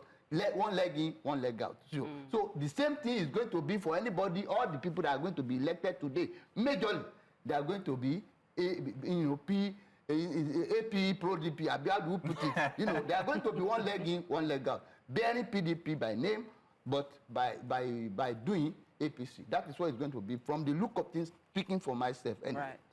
Wow, interesting take there. So right now we're going to be joined by Mr. Ogbonna Nwuke, who is a politician and owner and publisher of Port Harcourt Telegram. Mr. Ogbonna, thank you for joining us this morning. Can you just give us your view of today's, River State local government elections? What's your take on it?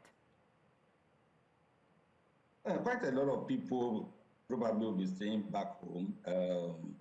There is this feeling, right or wrong, that perhaps there's nothing at stake. I'm sure you're quite aware of the book that Professor Dinkano wrote, talking about this electorate and the electorate. And quite a lot of people here probably feel that this electorate has done its job. And so what we are waiting for from the field is the outcome of those results to come. Now, it's election day in Rivers today, and doing restrictions, in terms of movement, and perhaps we are seeing images now of ad hoc staff moving to the field, and everything possibly will take a kick start. But frankly, quite a lot of people here in Rivers, the pictures of Rivers State, are looking in the direction of the end of emergency rule. Not many people are interested in the local government election, whatever it is, whatever the outcome will be, because it can be predicted. But what people are waiting for is the return of self-rule in Rivers State, the return of democracy. And that to us matters more than today's election. Mr. Ogbonna, may I ask, what do you think the level of confidence the people have in RCEC?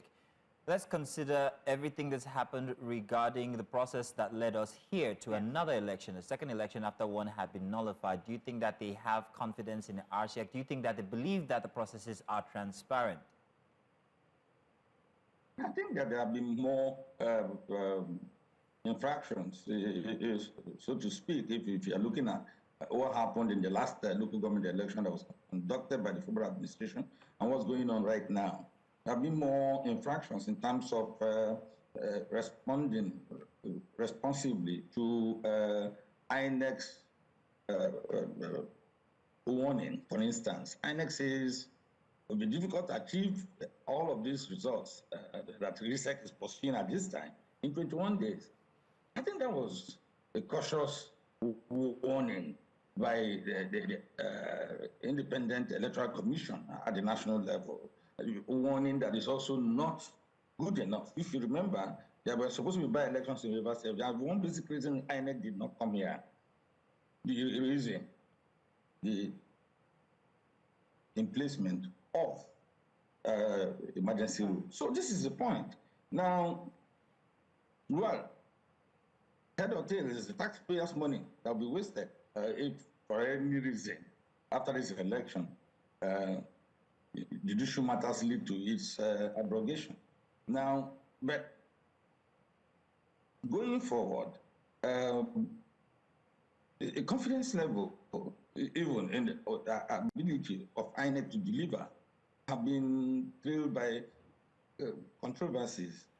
Okay, first of all, not many people agree that the chairman of RISEC should be somebody who is not from Rivers. And it's envisaged here that the law establishing a independent electoral commissions at the state level did not imagine that perhaps people will be borrowed from elsewhere to do this task.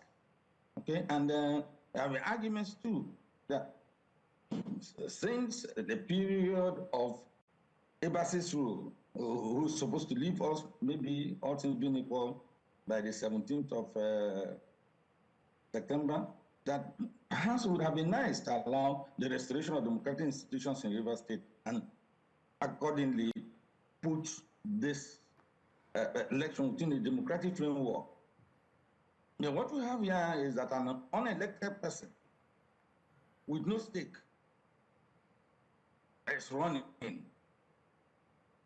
electoral process in a state as sensitive as Rivers. And I want to agree with your man in the studio that Rivers is critical. And frankly, it may prove to be a major swing state in 2027. So this is the point. But give and take, like I said, quite a lot of Rivers people are looking forward to the restoration of democracy, whatever that means. Okay. And we are looking not at this, what do you call it, local government election, because quite frankly, we have a history here of results written, of candidates selected, and of course, no opposition when such positions are taken. So, honestly speaking, it may not even be a clear representation of who controls the grassroots of Rivers State. Yes, there are attempts to give the boys job to do. So in that case, from what you just said now, in that case, from what you just said about the representation, do you empathize with RCEC for the position that has been put, where it has no backing from the national body, that's INEC, but yet has been forced to conduct these elections because of the vacuum that it finds inside of the state? What's your take on that? I think that for those who, it's like a man sitting an examination and an electoral is telling you they're going to be one and gives you what looks like an expo, and then you ignore it. INEC has given the expo to research. That is, it may not be wise to proceed with the elections. But the powers that be, we are told, as if we are running a student union government, that some aspects of the rules of engagement have been suspended, you know, and it's strange. And these issues that we are dealing with are constitutional issues. The processes leading to the making of law in a situation where there have been no amendments. And we are hearing whether it is true or false that the one who should be the custodian of the Constitution has, in respect of what is going on in Rivers State, decided to suspend aspects of a law. It's strange. It sounds strange. I have not heard that directly from the president, but I've heard the minister on the FCT say that some approvals have been given by Mr. President. So now it's not a question of law anymore. It's a question of what the president sees, what the president wants, and what the president intends to do. Now, and for us, we have no reason to engage, except to say that perhaps democracy is under threat, and not just in Rivers, but across Nigeria. Stuff like this shouldn't happen. We should run a country of laws. But what we have now, quite frightening. Thank you so much, Mr. Ogbonna, for joining us and sharing your thoughts on the Rivers State local government elections. Thank you. We'll be coming back to you, sir, so do stay put. But for now, let's take a short break. When we come back, I'm going to be engaging both you and Mr. Kabir here in the studio regarding something I find very interesting from one of the points that you've just mentioned. Let's go on a break now. We'll be back.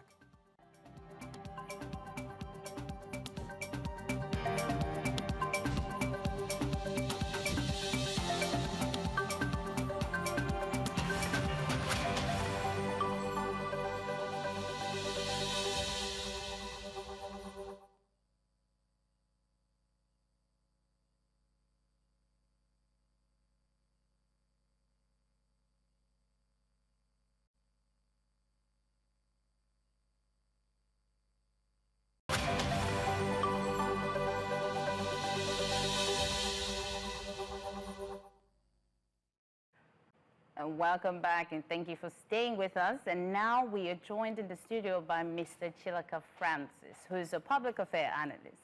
Mr. Francis, thank you for joining us this morning. You're welcome. Good morning. Glad to have you here. Very excited. Good to have you. I'm going to fire my very first question to you. I'm hoping that we still have Mr. Ogbonna on with us online, but he will also be joining this conversation. So, sir, good that you're here because I reserved this one for you. Let's look at all the flaws, all the invalidations that have been given to these elections here, from the processes that led up until it, to the disenfranchisement and all of that. So there are many questions that are being asked. However, would RCEC actually be strengthening democracy if they go on with such an election that has so much controversy behind it when it comes to the processes, the notice, the individuals in question, or the absence of an assembly? You know, let me just start on the lighter mood. I was telling somebody yesterday, I said, Rivers State has an expatriate as a leader, which is the governor or the administrator. I mean, for me, it's an expatriate, whether we want to accept it or not. It's an illegality. To start with, you have somebody who is not from the state as the administrator, you know. And then you also have somebody who is also not from the state in charge of INEC. And then you keep asking, where are we headed to? I have always said to Nigerians, and I keep saying it, that you cannot curb corruption, you cannot curb insecurity, so long as, first, all the commissioners of police are from different states. You may say you're trying to unify the country and all of that, but it doesn't work. You need to have somebody who understands the terrain, the language, the tradition, and the culture of the people running the affairs. So for me, whatever you have playing out in Rivers State today is not an election, it's more like a selection. Yesterday, I was reading a report where the APC chairman said 50 of other party candidates came to their APC office and withdrew from the race. And they said, we are supporting whoever APC puts forward. And then I begin to ask myself, where is the Wike factor in all of this? Because Wike said his grouse with PDP, which is his own party, is the fact that in 2023, they refused to zone presidency to the south. Now, PDP has done it, and you're going into an election, supposedly an election. So what is Wike's role? Where is Wike? And if you are saying, oh, PDP is open to the likes of Peter Obi, Jonathan, they should come back to the party. This is more like an acid test to know where the party really stands. But as far as I'm concerned, what you have playing out in Rivers today is not an election, it is a selection, it is the normal APC style of grab it, snatch it, and run. Do you think the electorate are feeling that pulse? Or are they just running with, let's get this over and done with? I think there's serious voters' apathy. We can't run away from that. And I know that the person who would have given that election credibility seemed to have disappeared into thin air, which is Fubara, after all the various agreements and non-agreements. So as it is now, Rivers people are on their own. Whatever comes out of the election, I mean, I don't understand how a governor, if you check the trajectory of elections in Nigeria, especially local government, how a sitting governor who is on suspension would go into an election. He doesn't have a candidate. I've not seen him come out to campaign for anybody as a candidate. And then I'm asking, if he comes back as a governor, how is he going to govern the state? So for me, I just think that, you know, Rivers people are just tired. They started a war with somebody who they thought was a general, but at the end of the day, he's not even a sergeant. So, Mr. Chilaka, would you say that this is less of grassroots democracy and is more about Fubara and Wike? What you have in Rivers has nothing to do with grassroots. Honestly speaking. I'm sorry I chuckled there, but the way you put it. You know, it has nothing to do with grassroots. It's more of selection. It's more of who controls the state. And we know that all of the things happening in Rivers State is geared towards 2027. We can't throw that away. So there is nothing like, grassroots. Who is the grassroots? In Nigerian election, there is no respect for grassroots. My apologies, sir. I'm being told that we have an urgent update from Austin Azu, who is in Rivers State. Yes. Austin, good morning again. Please tell us exactly where you are and go on with the update that you have for us. Austin?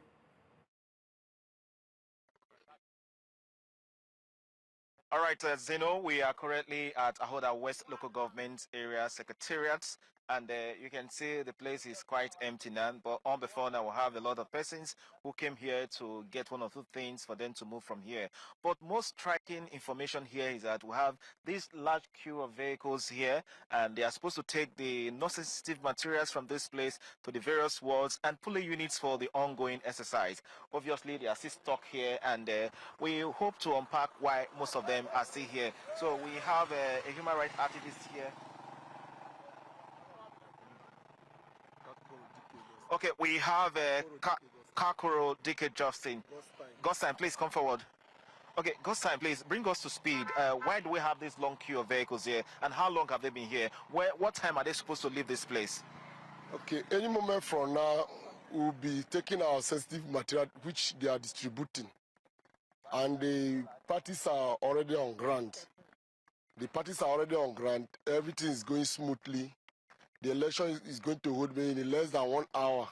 These cars that are packed are the ones that convene the members of the interested parties to the council headquarters, to different units and wards, where everything is on smooth ground. All right, we learned that this exercise is supposed to begin at 8 in the morning, and this particular local government is very quite peculiar with the surrounding riverine area. So how then do you intend to move these sensitive materials to the riverine community and to ensure they are able to vote on time? And of course, we are told that voting is supposed to end at designated time. As you can see, they are sorting out the sensitive material. These vehicles are the ones that convey people from different wards. So they are already sorting it out. We have 12 wards here, so it's not going to be 1 minute something. They're going to sort it out from one ward to the other. So that is why you are seeing people waiting patiently, but they have started giving other ones. Other local government, about 3 wards have collected already. So as you can see, the process is ongoing and everything is going very smooth. Okay, let me not bother you. Okay, we have some of the drivers here to talk to us how patiently they have been waiting. We have Samson Jacob. Okay, Samson, how are you doing? Fine. Okay, take us through. How long have you been here and how long have you been waiting? Okay, I don't stay here 1 hour 30 minutes time. So they wait for the people who could come carry the distance. So my position here now to carry the people, those people where they work with through annex to carry them go our unit. Like me, I be unit 6. Okay. What time they give you to make you take on carry them before? Which time you arrive here? They still around 9:30, but I came here around 8 o'clock just to meet up. But till now, I wait for them. They never do finish. Okay. Thank you. All right, Zeno, you have heard from those who are on ground here, so it's obvious that they are likely going to wait some time more than this because we still have the long queues over there, and it's expected that they will be attending to them gradually. You can see these people coming out already. It means that some event has taken place inside the Secretariat complex there. So back to you in the studio, Zeno. Thank you very much there, Austin Azu. And I think we also have our correspondent, Biola Festus, to give us update from Ogoni. Biola, can you give us updates of what's happening right now? We are at a polling unit of Rivers State. Now, this is unit 20, Ward 9. Now, we arrived here earlier before the materials and, of course, before the polling officers arrived. While we were here, we saw electorate speaking in. If you could look behind me, they are still having their setup done. Well, we have someone who arrived earlier, an electorate. Let's hear from her. Let's ask her expectations. She told us earlier that she would like to talk about. Okay, madam, could you come please? Thank you for waiting with us. Now, you have come to vote and it's your time to settle. What's your view of the process so far?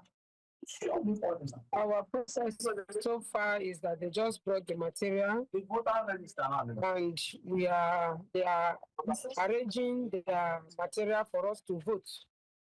I'm here to vote. All right, I see you got your voter card. Yes, that is there to vote in Ward 20. Therefore, will be Ward 20, Ward 9. All right, thank you so much. 20, thank you so much. She's got our voter's card readily available to cast a vote any moment from now, while the polling officers are still setting up. Okay, the polling officer, you did say you were going to speak with me earlier. How is it going? How is it happening? Let us know, bring us to speed. Any tips? Okay, I've got my habit. There's no problem, we are on ground. As I speak with you, as you can see, we are setting, and the voters are already here. We are here for it, and we are going to, as supposed to be. Okay, we understand that voting was supposed to have commenced at 8 a.m., but this is almost 10 a.m. What happened? Why the delay? Why are you just setting up? As you can see, it is when we are receiving the material. That is when we are receiving, as you can see, we just received the material and already preparing for the movement. All right, you said when you received the material, that's when, of course, you come here to set up. So whose fault was it? On whose side was the fault coming from that materials arrived late here? Okay, I think it should be a very good problem. The motor was a bit delayed this morning due to late arriving. So that was also a problem. All right, thank you for speaking with us. So, Mazino, we are in Ghana. This is a remote community. If you look around, you have few houses, some houses are mud houses. This is Bera community. Well, thankfully, the materials have arrived. From here, we would be moving to the inner parts of the Ogoni communities, and of course, to the riverine areas to see what's happening there. Mazino? Thank you very much, Biola Festus there. Still in the studio with us is Francis Shilak, and of course, we still have Mr. Kabir Akimbolu, and we also have joining us right now, that is Obinna Ebogidi. He is convener, Rivers Peace Initiative. Mr. Ebogidi, you're welcome. Thank you very much for joining us. Let me fire your question to you already. Now, the conditions, very controversial conditions leading up to this election. If you were to be asked that this be a sample of what 2027 elections would be, how would you describe it? Come again, I didn't hear you clearly. I just asked you to make a comparison between the processes leading up to this election for Rivers State local government elections. If these processes were to be used or viewed as what's leading up to the 2027 election, how would you describe the 2027 election if we were to use this as an example? I would want to answer your question on two grounds. Now, if you are asking about the challenges and the landmines that was put ahead of RISEC, whether this election ought to have even held in the first place, then I would say that with what happened on Thursday, after the court itself gave clearance for the election to progress, then we're actually on the right path. But it's about the processes. By processes, that's about RISEC being able to attend to the timelines as enshrined in the revised timetable that it's really.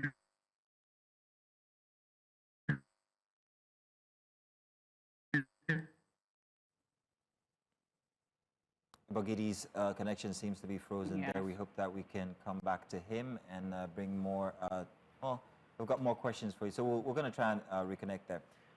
Mr. Kabir, let's come to you now. I think I had a question that had to do with something, I can't remember what it was, but it had to do with something that Mr. Ogbonna from earlier had asked us. But I'll try and remember and come back to that one. But now, Mr. Chilaka, if we bring in the personalities that are actually behind all of these controversies, the very important bit here is, where is, I want to say where is Waldo, or where is Fubara in all of this, both physically, politically especially, because we are not privy to what might have been the terms of reconciliation from that meeting he had with the federal, with the Minister of the Federal Capital Territory. What implications could that agreement have on his position currently? Very interesting question, isn't it? Well, I have decided long time ago not to talk about Fubara, because Fubara, to me, just suddenly, gave in. He caved in like, he wasn't prepared for a war. When you're going for a war, you need to examine your arsenals. You need to examine your generals. You need to take everybody into consideration. But, when Fubara decided to start, jumping around and holding meetings, he didn't carry those people who had put their lives on the line with him. And for me, that is not somebody anybody should stand with as a leader.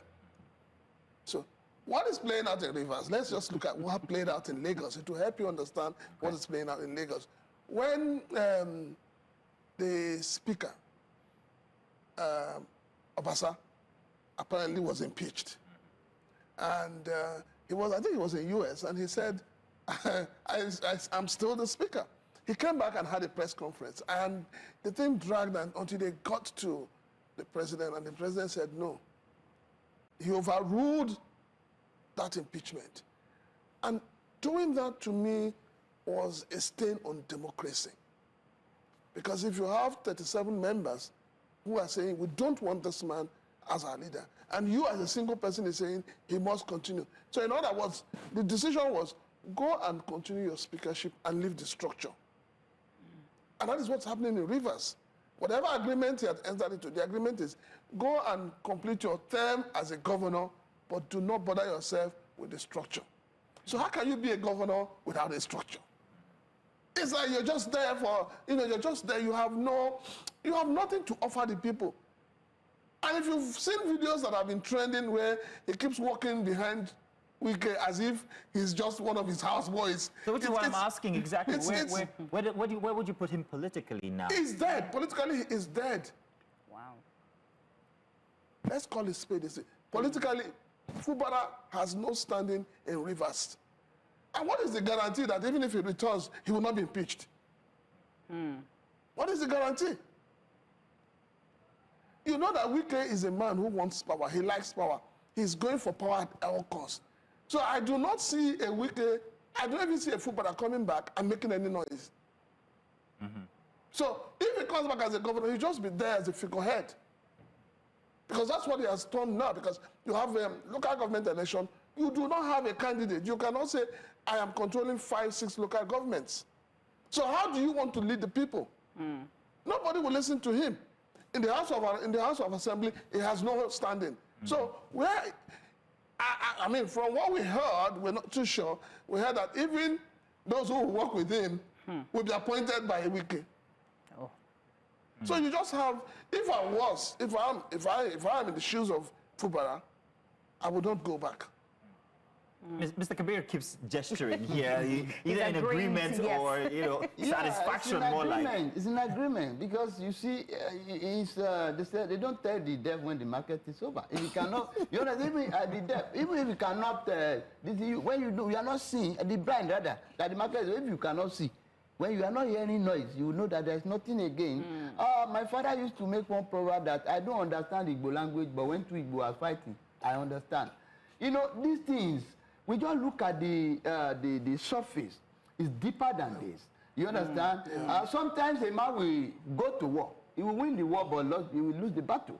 You understand? But in this case now, he seems to have he has lost the war. He has lost the battle as well. He has only lost himself. Yes, you understand? They reduce him to a kind of whipping, suckling. He like a baby. He has no say. But unfortunately, he said something, but what I thought he wanted to say was not what he said, but it's looking like that. In clear terms, I would have resigned if I were in his shoes. But I've said it in another room that Nigeria is not a place where people, especially Africa. That's why you see somebody will be 90 years old, he will still say, I want to continue, even when he's falling, when he cannot walk, when he cannot talk, until the breath is seized. Now, looking at this whole thing, what happens if you are just a figurehead? By the time you have the structure to an extent, you were not in charge. You were not given opportunity to rule. Now that you are coming back under a kind of a tempo, a pre-planned tempo or a template rather, how are you going to function? If you are just there to collect salary, to do one or two things, if you make too much noise, they send... Mr. Kabir, Mr. Chilaka, you both make it sound like such an embarrassing position to be in. No, honestly, it is. I mean, let's look at it. You work here, for instance, and let's assume you're the general manager. Amen. Right. And then suddenly you find out that the board of directors, instead of giving instructions directly to you to filter that, they give it to the cleaner to give to you. Yeah. What would you do? That would be embarrassing. It would be embarrassing. Quite. We have our guest back with us, Mr. Ogbonna Nwike.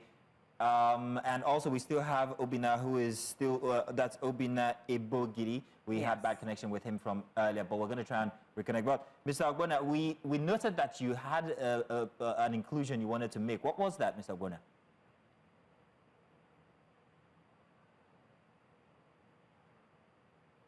Something frightening, something very undemocratic is taking place, not just in Rivers, but in Nigeria. Unfortunately, maybe Rivers appears to be a test case. Okay, we've been talking about a power grab mentality, which apparently is trailing the Tinubu administration. And also the fact that someone seems to have been unleashed on Rivers people, whether or not he's right. The former governor who could not have tolerated any interferences in his time is interfering in the running of affairs in Rivers State, and everybody seems to have gone to sleep. You know, I've just been listening. People who are speaking in the studio, of course, they are entitled to opinion and they are rating of Fubara's reactions. I probably not question them. But also seem to think that how can we be in a country like this, where people know that something is wrong? We take Section 305. There is no way in Section 305 that the suspension of a governor was anticipated. Now, we have a president who did just that. We have a National Assembly that went to a voice vote instead of a two-third majority. And everything is normal. And it's even convenient to say, Fubara has lost his troops and lost his army. No. But what has happened to the Nigerian spirit? And that's the point. Where we are now, Rivers people probably deserve some support. We have a situation where, of course, I'm glad somebody referred to him as an expatriate. I mean, neighbors. How can it be that we are now singing the long song in a very strange land? And that the people who are capable of running our state and running our affairs are, of course, people who are lucky enough to have their own governors in place. It's strange. But like I said, I believe strongly there's still something a governor can do when it comes to power or when he returns to his seat. We are not even talking about conflicts now. I think the Rivers people are also tired of. We are shocked. We're tired of conflicts because we are the ultimate losers. In the last 6 months, contractors have pulled out of sight. Work is no longer going. Governance has crumbled. Not even is Rivers capable of fulfilling sanitation functions in a state like Rivers. Everywhere is dirty. And people are just running around. A man to be preparing his handover note. These are awarding contracts. And bringing groups, faceless groups, you know, to say things that are complete anathema. It's strange. So for me, what I think, and I said very clearly, that something strange is happening to Nigeria's democracy, and we should better wake up. It's just not a Rivers problem. Okay? We saw something like this. It was about to happen in Yenigua. The same people putting pressure on the Bayelsa government. And it's happening. It's happening. How is the South capitulating? That's it. Pressure, seen and unseen. And we are laughing. Yeah, we are like monkeys now.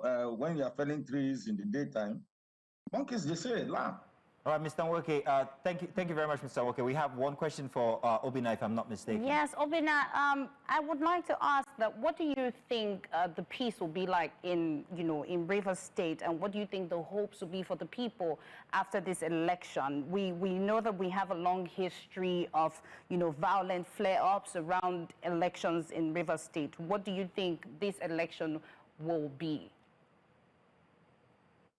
Okay, from what the process I'm feeling around the Port Harcourt and its environs this morning, it seems like as our former reps member just mentioned, Rivers people are actually tired with the cycle of conflicts that has trapped us in one position for close to going to about 2 years now. That's denied us of many benefits and dividends of democracy. So there appears to be a widespread understanding by Rivers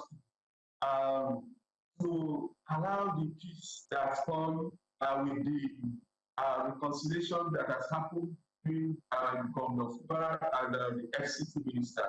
So I see that first, the figures we are seeing today have shown that today's election is going to be voted. And then going forward, I also see a situation where the governor's return is going to cement a lot of what is happening today. Because a lot has happened in the last, since November 2023. I've heard some of the arguments even by some of the guests here in this studio. But what is paramount here is that the state needs to move forward. We know that the conditions on which this election is taking is a very saddening one.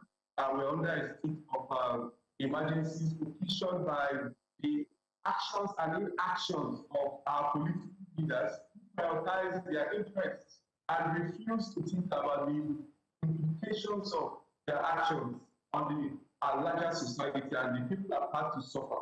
So for this election is moving today because the state needs to move forward away from some of these shenanigans that we have just planned, and as yes, the average people, the average persons, or especially those at the grassroots of the people basic evidence of democracy.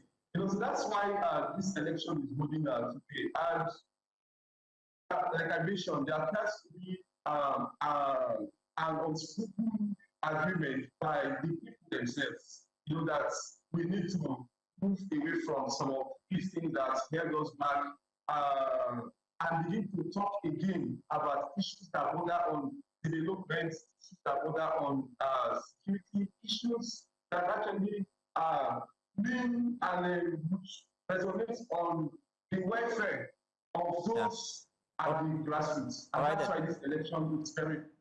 All right, then, Obina, we have to go on a short break. We'll be back. We're asking that you stay with us along with Mr. Ogbonna Nwoke. Of course, we still have Mr. Chilak, Francis Chilak in the studio here, and Mr. Kabir Akingbolu. We'll be back after this break. To stay with us as we continue to monitor the Rivers LG elections for 2025.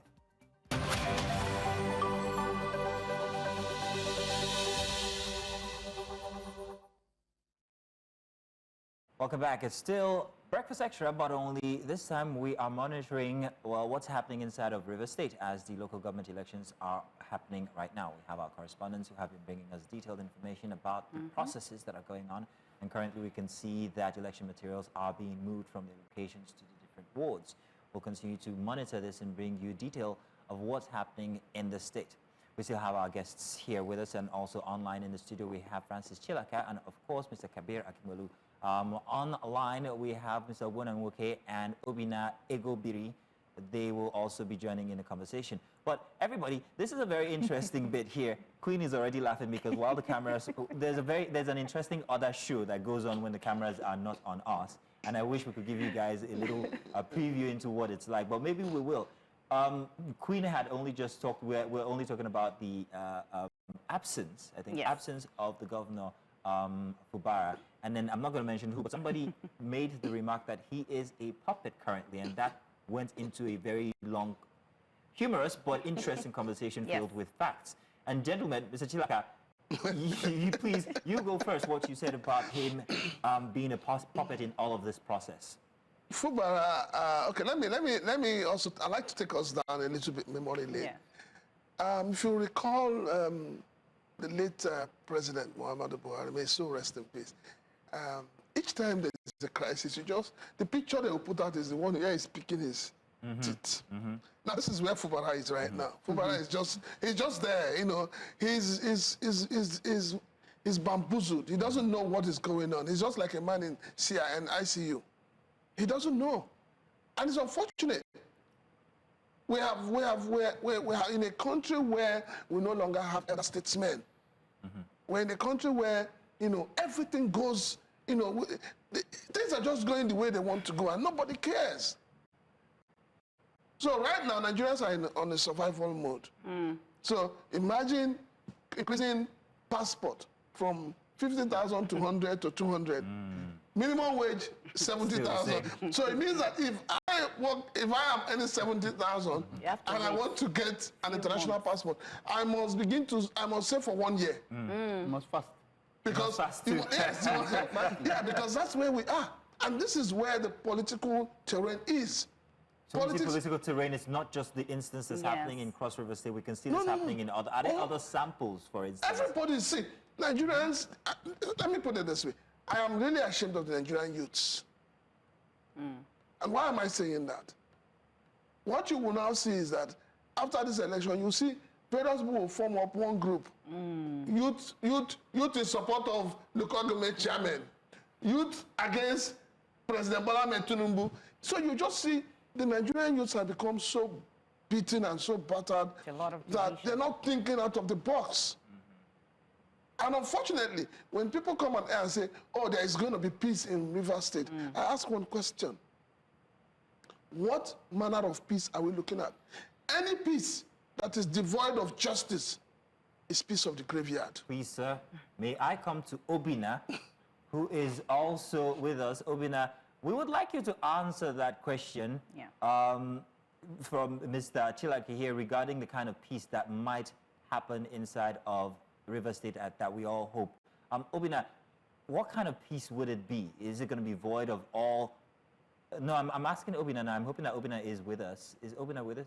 Oh, we've lost Obina. My apologies there. But when you do come back, we would like to know exactly what characteristic this peace could take. Since you are, what's it now? I can't remember your designation, but I'll come back with that one. Yes. We still have Mr. Ogbonna with us in any case. And, okay, before we get back to Mr. Ogbonna, we have our correspondent, Agbala Ni, in River State still. So, Ni, can you give us an update of what's happening as the voting started? What's the security like, and what's the turnout? Thank you. Well done, Queen. Well done, Mazino. Well, I'm at Ward 9, Unit 7, Rumo Precon, at Obiakpo local government, and this is the ex-governor of Rivers State and the current minister of the Federal Capital Territories polling unit, Minister Yesom Wike, and very soon we should be expecting him to come here. But let's refocus on what has been happening so far. According to information we got, the materials got in at about 9 a.m. this morning, and preparations are ongoing. As you can see, the electoral officers are doing the needful, stamping the back of each ballot paper, getting ready to give it out to the electorate. And on the right there, some are already seated. That should be the first man seated there that you can see in your view. The pillar is blocking a little bit of our vision.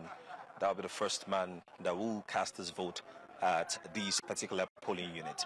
And just behind me here, it's obvious that this is a place where we're going to have the minister pass his vote, because media operatives are also here, and a lot of people are also hanging around waiting for him to come around here. Monitoring around Obiakpo local government since morning, we've been to a lot of places. Two things are common. One, delayed materials, and of course, secondly, very, very low voter turnout, and that's a major concern for this particular election in Rivers State. Thank you, Nii, for that update. We will come back to you to get more updates while the elections is going on. So we have to come back to our guests, Mr. Kabir and Mr. Chilaka.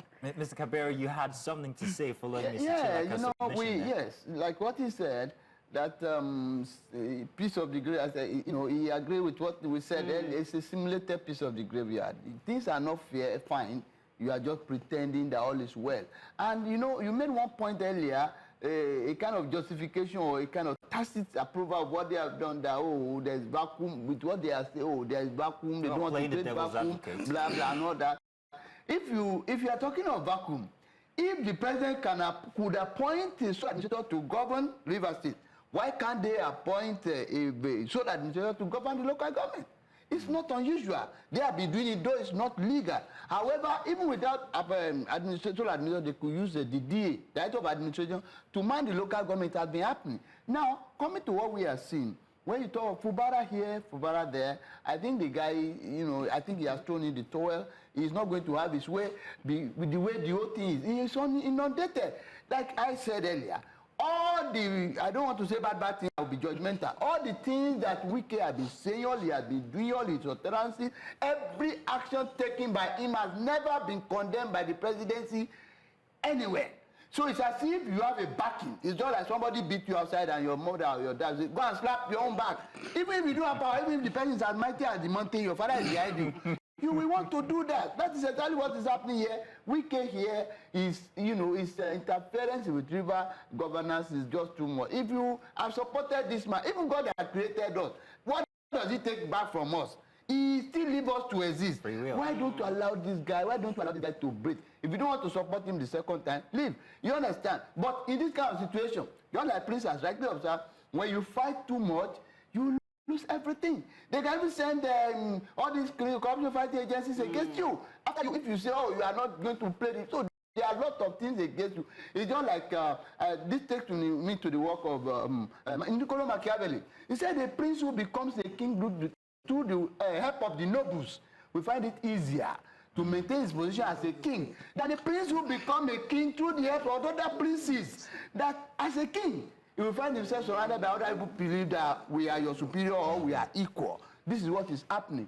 To go back to the basic, Fubara himself joined the civil service of Rivers State around 2002 or 2005. He spent barely 20 years before he became the Accountant General of the state. And it's unusual because the Accountant General is more or less like a permanent secretary, which you cannot get to except you have reached like 30, 33 years in service.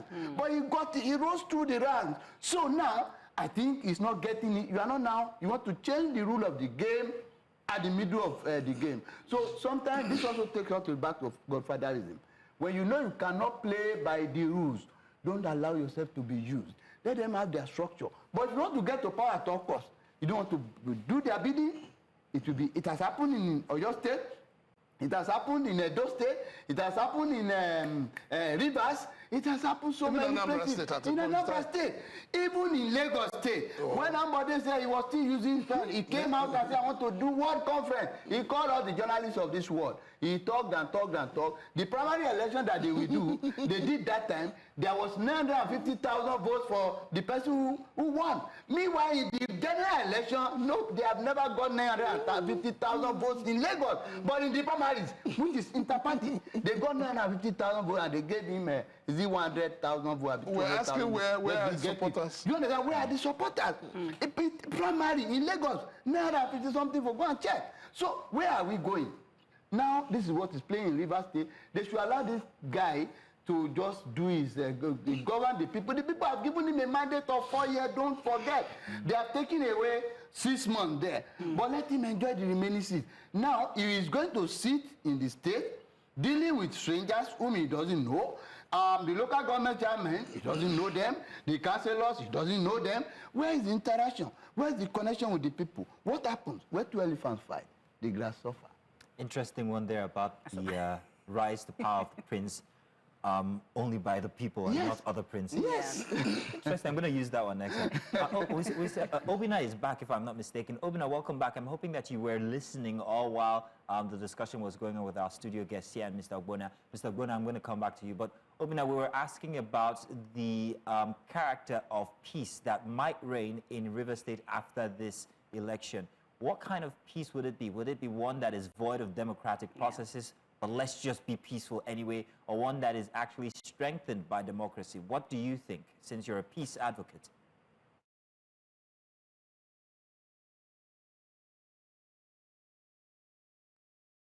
Don't think we have his audio. He's frozen currently. Mr. Ogbonna, let me come to you then, and it's the same. Oh, we have him. Well, we don't have him anymore. Well, so we'll come back again. So I think I have a question for Mr. Chilaga. Let's leave Fubara and Wiki for just, you know, oh, that's an interesting bit, though. 2 seconds, just for 2 seconds. You talked about you being disappointed, you know, the youth of this generation. And, you know, today is River State. Tomorrow it might be Abia, it might be any other state. And, you know, the situation here is Godfatherism. How do you think we can nurture the youth? Because, you know, everybody's seeing these things. You know, back then it's hard for people to even know what's happening because of social media. But now any little thing, X space on Instagram, this person said, everybody kind of know what's happening in real time. And I feel like there's this fear of, if I say something, nothing will change. If I go and vote, my vote won't count. So how do we nurture this, you know, the youth to actually stand up? Because if they don't stand up, then who's going to even know the history of Nigeria to be able to say, you know what, we're coming out to take our country and to be able to lead? Because what's happening is like we're recycling, you know, the same people over and over again. All right, when I was growing up, I was told the youths are leaders of tomorrow. I'm still waiting for that tomorrow. And I've not seen it. Jesus. But all I've known so far is that it's easy to grab it, snatch it, and run. That has characterized the Nigerian political landscape. Now, the question you should be asking, which I'm also asking is, who are those used to snatch it and run? It is the youths. And I ask these same youths, when you do the biddings of these politicians, can you marry their children? Can you marry to their families? Can you become their in-laws? So these are questions the youth should be asking themselves. And until the day the Nigerian youths come to that consciousness of knowing that for every 1,000 naira a politician gives to you, he's going to take 20 million naira from you. When we say there's poverty in the land, yes. There's unemployment, yes. There's hunger in the land, yes. We've been hungry since 2015. At APC came. That hunger has not faded. But the same youths are on social media. What do they do on social media? Nothing. You put up a post on politics on social media, the youths will not touch it. But go and put a nude picture on social media, they jump at it. So it's like the youths have lost it. So everybody say, what do we need to do for the youths? First of all, the youths need to realize that they are the strength of this nation. And that they need to begin to think as if there is no box. I'll give you a short story. During the 2023 elections, some guys came to me and said, oh, we have this candidate. We want you to come and do some PR, you know. I said, oh, okay. What's the name of your candidate? They told me. I said, good. How much are you paying? He says he'll give you 1 million. I said, no. I said, first and foremost, let me tell you, I don't like your candidate. If your candidate will give me 50 million naira, I'll do it for him. And they left. They never came back. Because I have put myself where I know they will not climb to. And that's what I expect of Nigerian youths. So when we talk about this country, where are the youths? The youths are there. But everybody will say, hunger day for land. Like I collect 1,000. It doesn't solve your problem. Right. It does not solve your problem. And that is why I stand with Peter when he says, the process that brings you to power matters. It will determine your ability to give good governance or not. Right. So the youths must begin to stand up and say, look, okay, that 5,000, that cup of rice, that noodles you're bringing, I don't want it. Accountability. All I want is to be able to hold you accountable. And if you do not do that, how can you hold somebody that has given you money accountable? So that is where we are in this country. The politicians understand the power of poverty, and they're using it. And so the people too must begin to think out of poverty. That's why I blame religious institutions, I blame traditional institutions, because they are the problem. The parents are the third problem. But we need to address the issue of religious institutions and other institutions to be able to solve this problem. This idea of God go solve our problem, God go solve our problem, now lie. And God is not going to come down from heaven because God has given you wisdom, knowledge, and understanding to be able to do the right thing. Mr. Chikala, Chilaka, Mr. Akingbolu, we're going to take a short break now, but I have never enjoyed a conversation with so many apt analogies like I have with the both of you. I agree. Thank you very much, especially the one with the prince. I'm going to write that down on my wall. Let's take a short break. We'll be back. We're still monitoring the Rivers LG elections for 2025.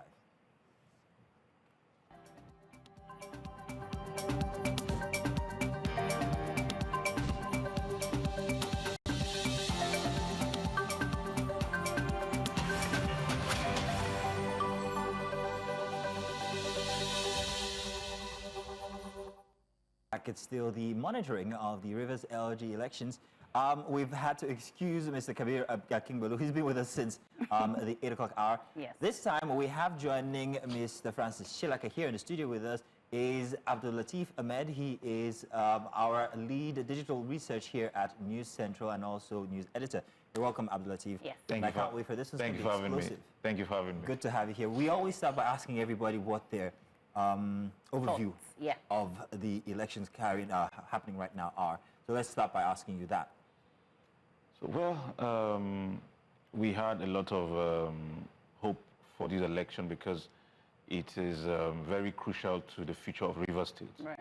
Essentially because before now, there has been contention around the process, the outcomes, and then, of course, an election that held and the courts had adjourned it and annulled it so that this one was going to hold. But my own concern was the amount of participation in this election. So you have on the ballot mostly the ruling party and the PDP. But I know, for example, that Rivers State has a lot of presence of the labor movement, and it was saddening to realize that they were not going to be on the ballot. Having said that, I also understand that the process has been generally peaceful. Seeing Rivers as what it is, most of the time you will have heard about violence by now and all that. So security was beefed up, and from what I've seen so far, people have come out en masse to vote. So I hope the process will be smooth. Now, regarding the different parties or the absence of individual parties, now I think the big question people have on their mind is whatever happened to the Labour Party in these processes? Because it seemed like you have noticed such a big force from before. Well, it's a new big force.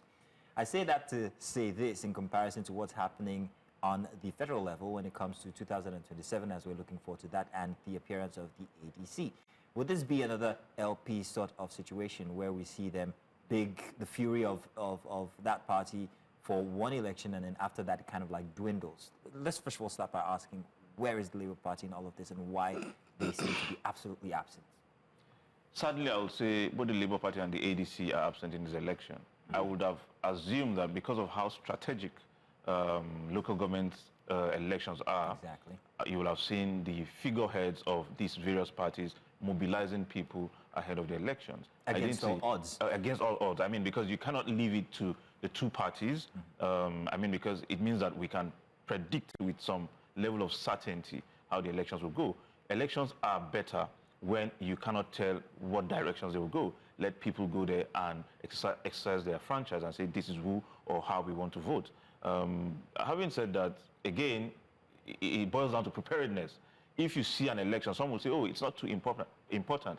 Every election is as important as the presidential election, because the government that is closest to the people is the local government. So you expect that people should participate, in who becomes what, in terms of governance around them. Mm-hmm. So since you're the head of our digital space, so based on what you've seen online, what do you think, what are the responses of people concerning this election? What are they saying? A lot of people are predicting a landslide for the ruling party, because what you have is a very funny scenario. If election is coming up, people would say that you would hear heated arguments for and against. But you have a scenario where members of the PDP jumped to the APC and got the tickets of the APC. So we have 23 local governments, 20 of them are APC, they are in APC from PDP.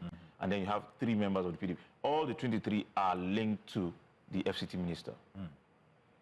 Now, you cannot hear the voices, except for I think Emeka, there's a faction in River State, the Emeka Beke, I think, led faction, as against the Okocha-led faction, who are, they raised concerns, and they even challenged the conduct of the election. They took it to the courts, but the court had ruled in favor of the elections holding. So, be that as it may, people will express their concerns online, but the real elections, the real, measure of what is happening on ground will be based on what the people on the streets are saying.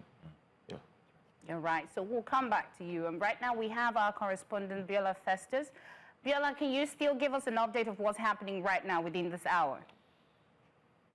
We've moved to another polling unit, and this time around, this is the polling unit of the member representing Kana Federal Constituency in the House of Representatives. Now, we gathered from some members of each supposed party that they are not on the ballot. Well, he is right here to cast his vote, and I am going to put that question to him right away. Honorable, thank you for joining us. So, if you could tell me, you are a member of a political party, and members of your party have said your party is not, do not field candidates for this local government election, but you are voting. Sorry, I don't know who are the members of my party that said my party didn't field candidates for the local government elections in River State. The local government elections in River State are ongoing, and my party fielded candidates. They may not have fielded candidates or maybe all the candidates may not have been cleared, but that they didn't field candidates is not correct. Okay, so are you trying to say your party, how can we know your party just for clarity purposes? My party is the People's Democratic Party. All right, so some members of the People's Democratic Party had said the People's Democratic Party did not field any candidate in Ghana. Is that true? My party is not divided. And so I don't know who are those some members, but I'm here to vote for my choice. I'm going to vote for a chairman that will lead the people of Ghana to prosperity. That's why I'm here. Just the last one from me. So are you also part of those party men or party faithful that are doing consensus candidate with APC and PDP? I mean, it looks like in River State here, what we have in River State is very clear. The state is unified, and we have candidates across all the LGs, and I'm going to vote my choice candidate in a moment. All right, the state is unified in politics as well. APC and PDP unified. Well, whatever you call it, but there's unity in River State. You can see everywhere you go to River State today, it's peaceful. Everywhere is peaceful, unlike before. We don't want bloodletting and all of that in River State anymore. Everybody is working together to make sure that we rebuild River State to the particular point where we have left it. All right, thank you for staying with us. So there you have it. is of the PDP representing Kana Gokana in the Federal House of Representatives. He said it, Rivers State is united, even in politics, APC, PDP, one Rivers people. Over to you. Thank you, Biola, for that update. Indeed, the citizens are saying there's peace and unity. And based on that, Mr. Chilaka, I can see the gentleman there is, well, nothing is undaunted. I'm going to vote, I'm going to vote. That's a representation, or could be seen as a representation of how the people are faring, what they're thinking, how they feel regarding the situation they find themselves currently. However, let's move from that into the bigger stage now when it comes to the national level. In fact, no, we're not moving. It's still the same thing. We're just going to intertwine these two issues here. When it comes to the state level and the local governments, it would seem that not many people, especially the youth, are tuned into what's happening on the local government level. Everybody seems to always think on the national level when it comes to the candidates for presidency. We're already thinking 2027 at this point and picking candidates for parties themselves. We're saying that this one should be presidential candidate, this should be vice president. What has to happen to shift that on its head, where you're not thinking about the presidency first, but instead the local government elections, that's the grassroots. Yes. What has to happen for the average Nigerian's orientation to shift? And where did we even lose it in the past? Well, when people talk about local government, I laugh because we don't have one across the entire country. The local governments are not functional. If it's functional, people will be interested in it. It's not. President Bola Ahmed Tinubu started by telling us, oh, I'm granting autonomy to local government. And the question I'm asking is, what autonomy did you really grant them? Is it administrative or is it financial? None. Because after this election, who controls the funds of the local government? People say, oh, it's local government chairman. No, it is still the governor. And that is why I would say that any election conducted by State Electoral Commission for local government should be cancelled. We should have a body, either INEC itself should be the one conducting it. Because you think there's too much interference from the governor? I mean, check the candidates. Before now, we heard that there was a meeting between Fubara and Wike. We also heard, which we're not sure, which has not been confirmed, that Fubara was asked to move his eyes off the local government chairman. And then I have a question I'm asking. You're going into election today. Before now, there was an election which was overturned, and you had all the candidates of APP. Where are they? So those ones are not worthy to contest. And then you see somebody who's from PDP telling you that we're working in unity. When you see men who are supposed to be elder statesmen talking like babies, you know that something is wrong. Interesting. The country is not moving forward. Right. What you have rather is these old men have decided to put their knees on the neck of Nigerians. Mr. Chilaka, I forgot to introduce Abdul Latif to you the way we, regard him here. We call him Uber Geek because he's the super of the super geeks in our midst. So my next question is to you. I was almost in Uber Geek. Abdul Latif. Yeah. Do these stats, when it comes to the candidates that are being posed for the elections here today, show a certain leaning toward interference from either the governor or the presidency? Factual. There will always be some amount of interference because the central problem to politics or governance in Nigeria comes from what I refer to as party funding. He who pays the piper dictates the tune. Therefore, if I put my money into electioneering or into governance, I would want to ask fundamental questions. Be you the godfather, the sponsor, the funder, or the man on the street, the artisans, the market women, the everyday person who says, okay, you know what, this is the party I believe in. I'm going to fund this party. I'm going to be a member. In fact, I'm going to have monthly dues paid willingly. I'm going to, do all of these things out of my own volition. If I do these things out of my volition, it is nearly impossible for an election to come and I wouldn't have a say in it. However, when I stay back, I don't participate. I'm not sure what is happening. I just watch from the sidelines. Elections come, some names are mentioned, and then they go to the fields. The interference will come from those who fund them. So we must restructure how we fund parties in Nigeria in order to ensure that those who come up as leaders are a true reflection of the wishes and aspirations of the people. Okay, interesting there. I'm being told that we have, am I correct? I'm not yes, sure. we have some thoughts from voters in Rivers State. So let's have a look. What's the current situation here? What's delaying? Yes, some of the materials are yet to come from the drug center. So we are waiting. As soon as other materials come, then we start distributing to units. Okay. So how many units are under this particular rack center here? We have about 78 units. 78 units? Yes. Okay, and everybody now is waiting for this same material? Yes. But some materials are here. Okay. Some are yet to come.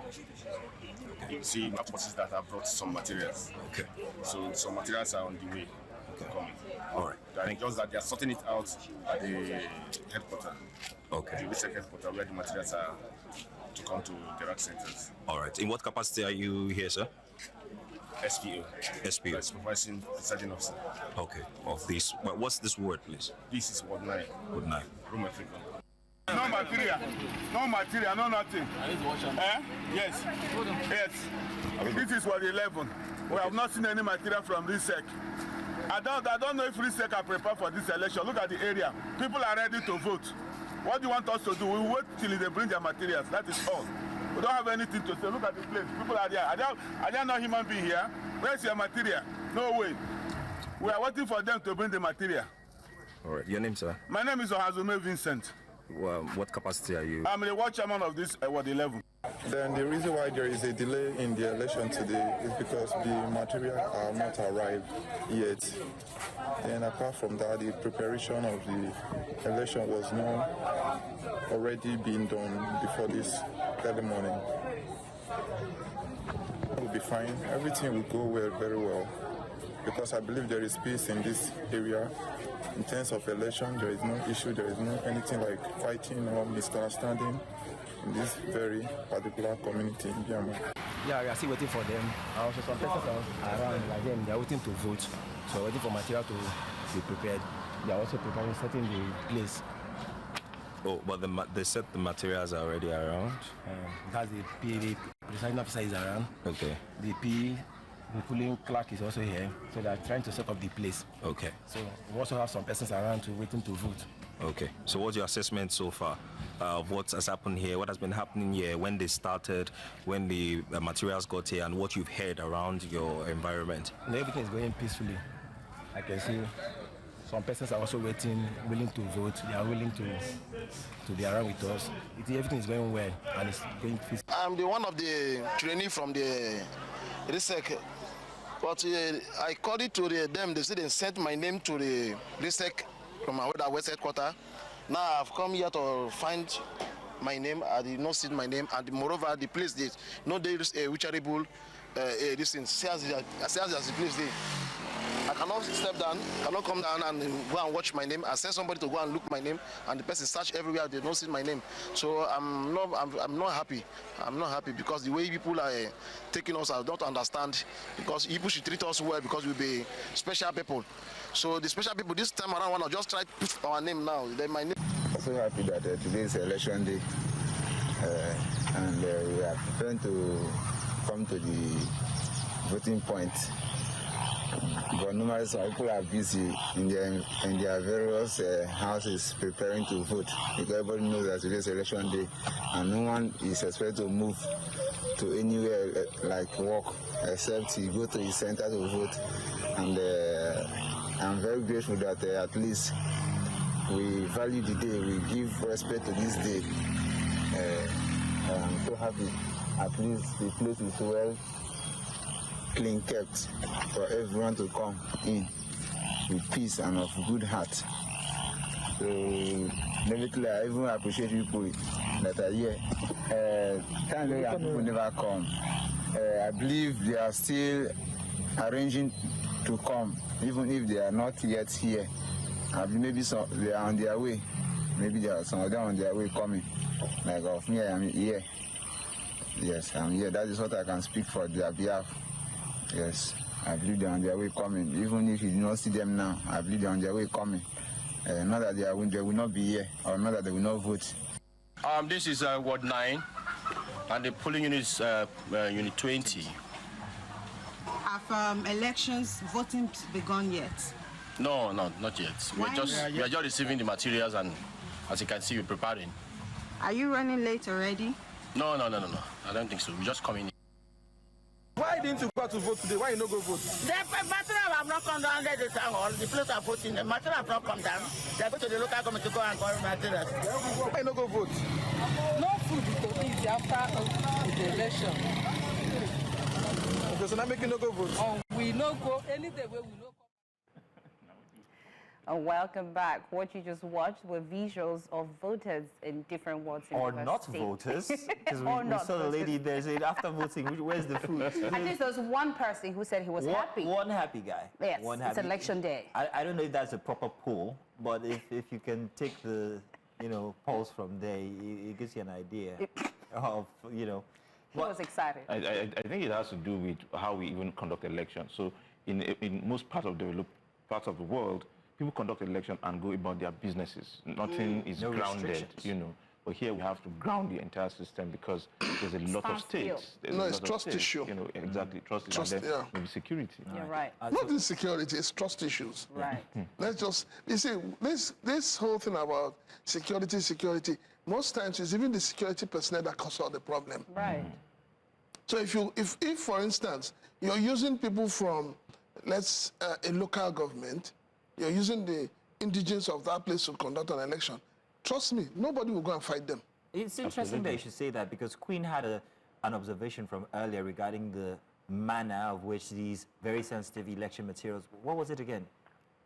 Based on the visuals that we saw the ballot boxes, and then like Ganamos goes in the buses. Even looking at Rickety buses, it looks like something that you could hijack or something. So, and then you see the other guy saying he has been waiting over an hour, 30 minutes. And, if you're doing all these things and you say you want us to trust you, then the materials that you're using for election should be handled with care. Absolutely. You're just throwing it behind the bus in a Ganamos go, like literally, it's like you're chasing it out of your space, like just go.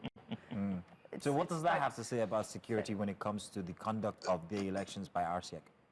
You see, when, I think it was the regime of IBB, when we had option A4, we didn't have this kind of shenanigans. Maybe, I think the problem we have in this country is we're not thinking out of the box. We're not growing as people. Because if we're growing as people, we should be, looking at the things we've done before and add value to them. But we're not. Everybody's talking about now, very soon you'll start hearing about the issue of beavers. Didn't work. And so, the other day I remember the former president, Goodluck Jonathan, trying to give us lecture on how to conduct a successful an election. And I said, this is the wrong person to do it. Why so? Why? When he was going to vote in the election, what happened to him and his wife? The beavers couldn't capture them. If he was smart, as a man who wanted to entrench good electioneering process, he would have cancelled that election. But I don't think, the inability of the beavers to work is sufficient grounds. Because if an election is conducted, there has to be multiple ways to verify that these elections were conducted. This is where we have a problem. And this is why we are calling for electoral reform. In one breath, you are saying beavers. In the other breath, you are saying the electoral officer has the right to use his discretion. Yeah, but because... It is... No, sir, I disagree with you. Okay, go on. If you want something to work, we must set a standard. Right. Agreed. Knowing that human beings are difficult to rule and control. We're not animals. But beavers relies on the network, and your phones cannot work in every part of Nigeria. So I understand if the network is poor. Between you and I, who has audited the accounts of INEC?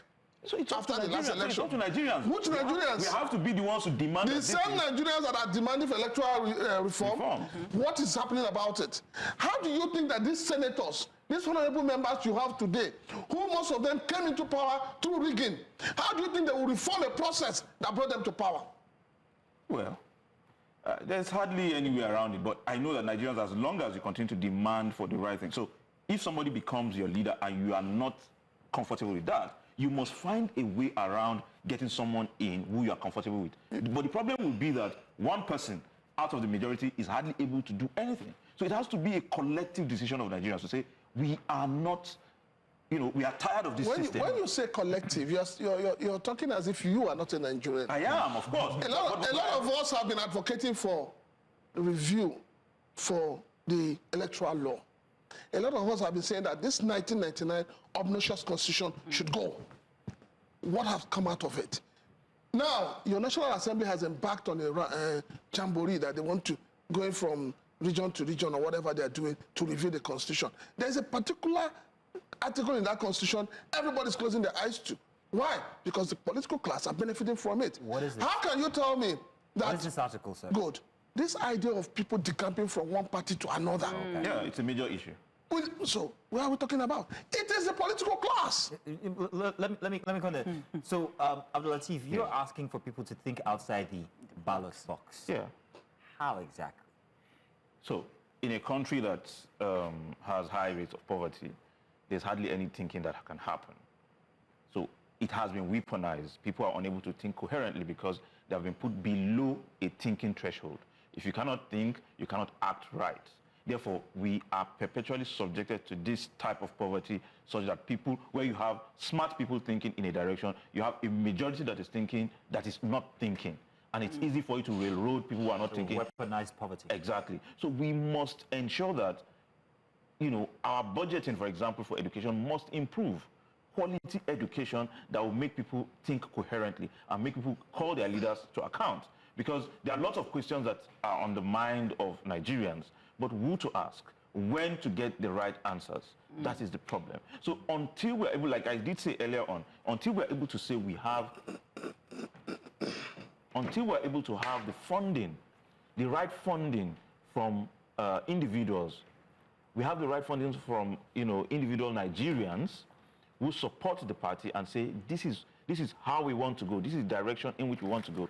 It will be almost impossible for you to decide, against the political class that continues to suppress the wishes, the collective wishes of Nigerians.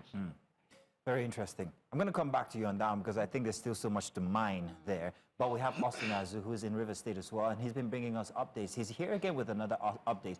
Last I checked, I think Austin must have been at Ahuada West, if I'm not mistaken. Austin, please give us an idea of where your location is and what update you have for us.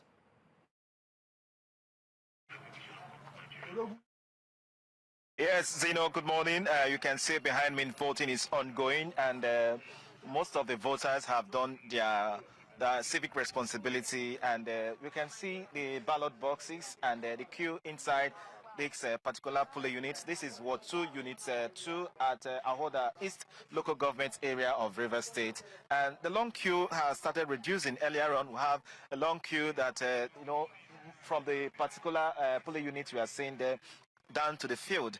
We have some people who have done their voting already, and one of them is the chairmanship candidate of APC here, Mr. Solomon Abuba. Please come forward a little. Okay, please take us to speed. How was the voting process like? Well, good afternoon. Good afternoon. The voting process has been peaceful.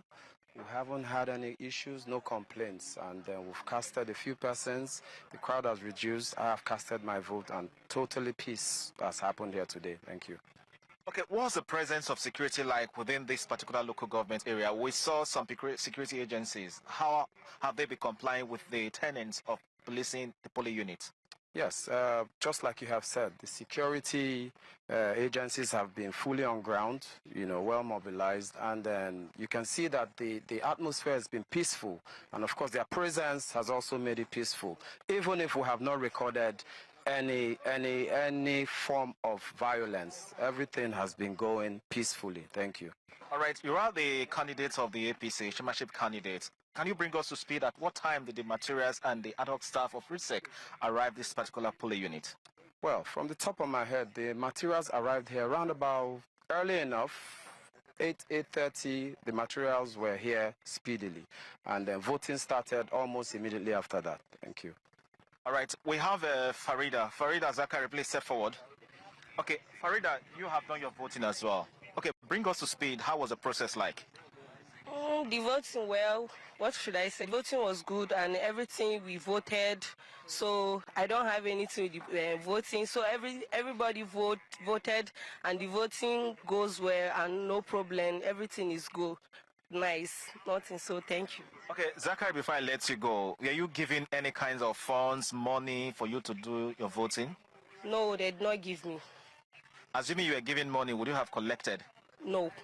Are you sure? Yes. Okay, thank you. Okay, I can see some of them distance themselves away according to the laws of the, RISEC, that they should be, some meters away from the polling unit, and they are well armed as well. But there's no casualty, no issue regarding to, voter violence here at this particular unit. Hopefully, at the end of the day, the election will go smoothly across the local government area and across the state. Back to you in the studio. Okay, not too fast now, Austin. We still want to ask you something. Now, we see that you give us a very diverse view of the kinds of voters that we have there.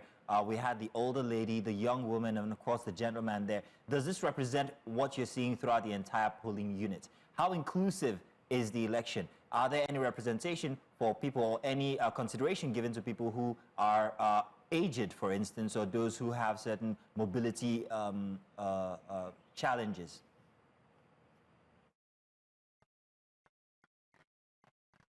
Okay, I think let me return back to Blessing and answer that question. Okay, Blessing, yes. When you came to vote, I assume that you are aged already.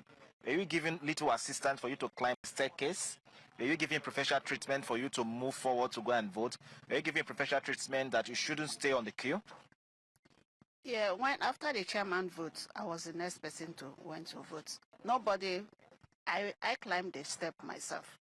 I'm strong enough to climb the step now. So I climbed it myself. And they gave me preference to not to go back, to stay in the front. So it was nice. Okay, apart from you, do you observe any advanced person who came to vote and the person was given such professional treatment or not? Yes, there is a woman who is advanced as well. She's behind me. But when we enter, she was the one who voted before me. They gave her the preference. It's okay. What about the people disabled, blind, maybe crippled and all those? I've not seen the cripple here. You understand? As we are here, I've not seen the cripple or blind. But I wish if there is a blind person, they will help him or her to enter and vote. Because that is our duty as a Nigeria, to come out and vote. All right. Thank you. Okay, Zeno, I've heard it from some of them who are on ground here. And we believe that, like the question you rightly asked earlier on, I believe it has been answered. Obviously, we'll be going further from this place to go and observe other polling units to know how things are unfolding within those areas. Okay, thank you very much, Austin Azu. We'll be coming back to you soon. We'll also be reaching out to Ni Balani and also Biola Testis, who are also in River State there with you. Thank you once again. We're going to go on a break now. When we get back, we've got more questions for our guests here. Well, at least one of them is a guest. The other one works here. We'll be back with more. Do stay.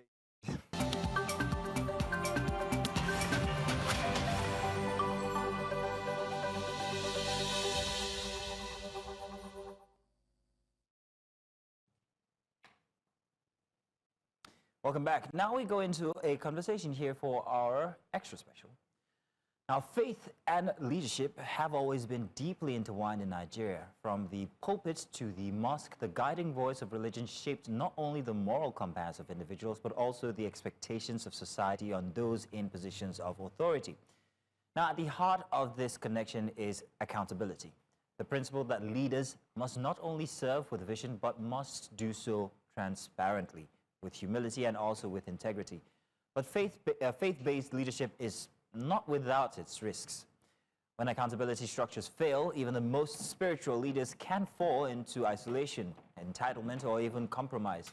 From financial mismanagement to abuse of influence, the absence of checks and balances often turns leadership into a breeding ground for arrogance and burnout. Now, the Nigerian context makes this even more urgent, where leaders are not just accountable to God, but also to millions of followers who see them as custodians of divine trust. And in short, faith provides the foundation for leadership, while accountability ensures its health. Without the two working together, communities risk being led astray, and governance, whether religious or political, loses its soul. Okay. We're going to come back on this topic and also introduce our guests, but we would like to go back to Rivers State right now, where we have the Minister of the Federal Capital Territory actually at his ward currently. Let's take a listen to what he's saying right now, and then we'll be back.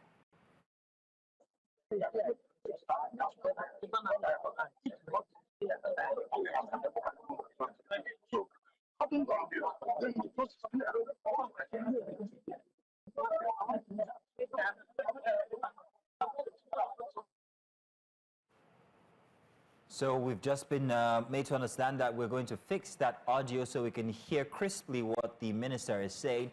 But we have it on, we've confirmed that he is at his ward and will be casting his vote soon. So we'll follow up on that. But back to our conversation regarding leadership and governance here. We've got very interesting guests to have this conversation with us. Yes.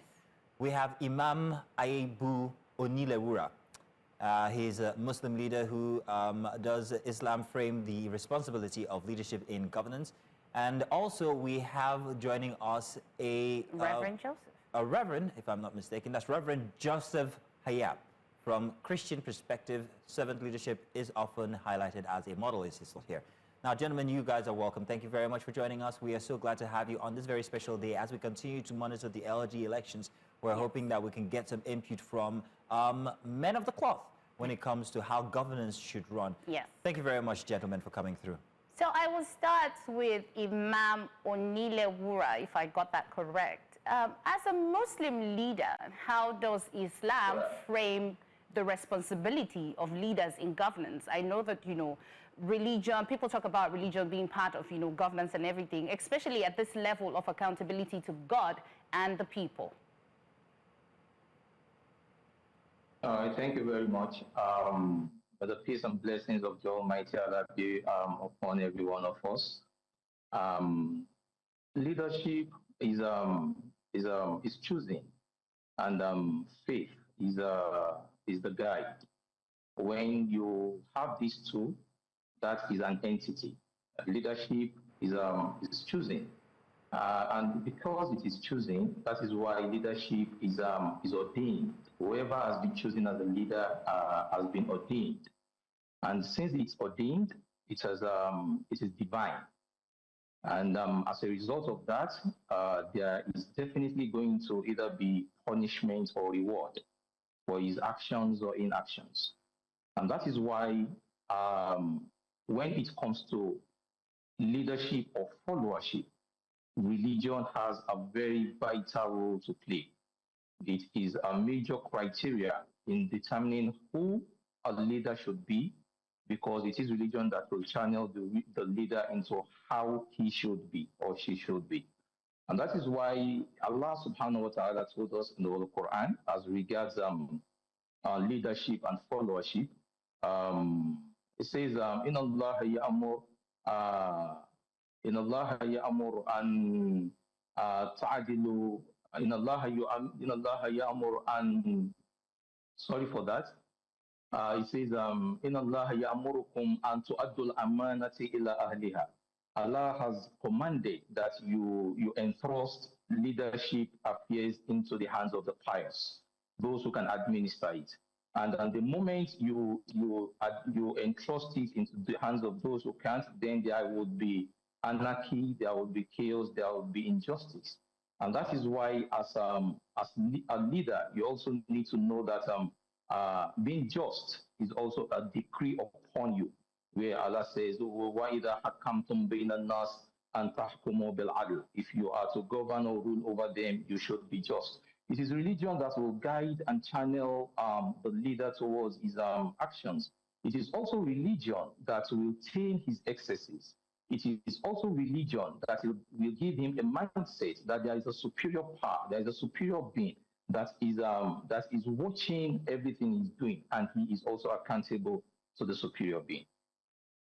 Now, to Reverend Joseph Hayab, from a Christian perspective, servant leadership is often highlighted as a model drawn from the life of Jesus. How can this principle actually practically influence governance in Nigeria today? We can talk about sound leadership when we have not yet established the foundation that leadership and power comes from God. The Bible in Genesis chapter 1 verse 26 says, when God created man, he said, let us make man in our image, so that they will have dominion over all that we have created, also that they will rule over all that we have created. The word dominion in today's practice is political power or whatever power that human beings have upon each other. And in Romans chapter 13 from verse 1, the Bible says everyone should be subject to governing authority, because authority is not just what you see, but it's what God himself established, which shows that when you talk about power, you're talking about what God has ordained in the life and in the community of men. And here we are looking at faith and power, then the role of religion in leadership and accountability. As a Christian, one thing I do know is that God calls on all of us to be faithful stewards. First Corinthians, or the Bible in Corinthians says that everybody should be faithful, or as stewards, we should be accountable, we should be faithful in what we do. Since God established leadership and gave leadership to man and want men to obey leadership, God also expects accountability from leaders. If you look at the practice in our country today, anytime a politician is being appointed or elected, he takes out of office using religious symbol to show that even in the exercise of power, there is need for the fear of God.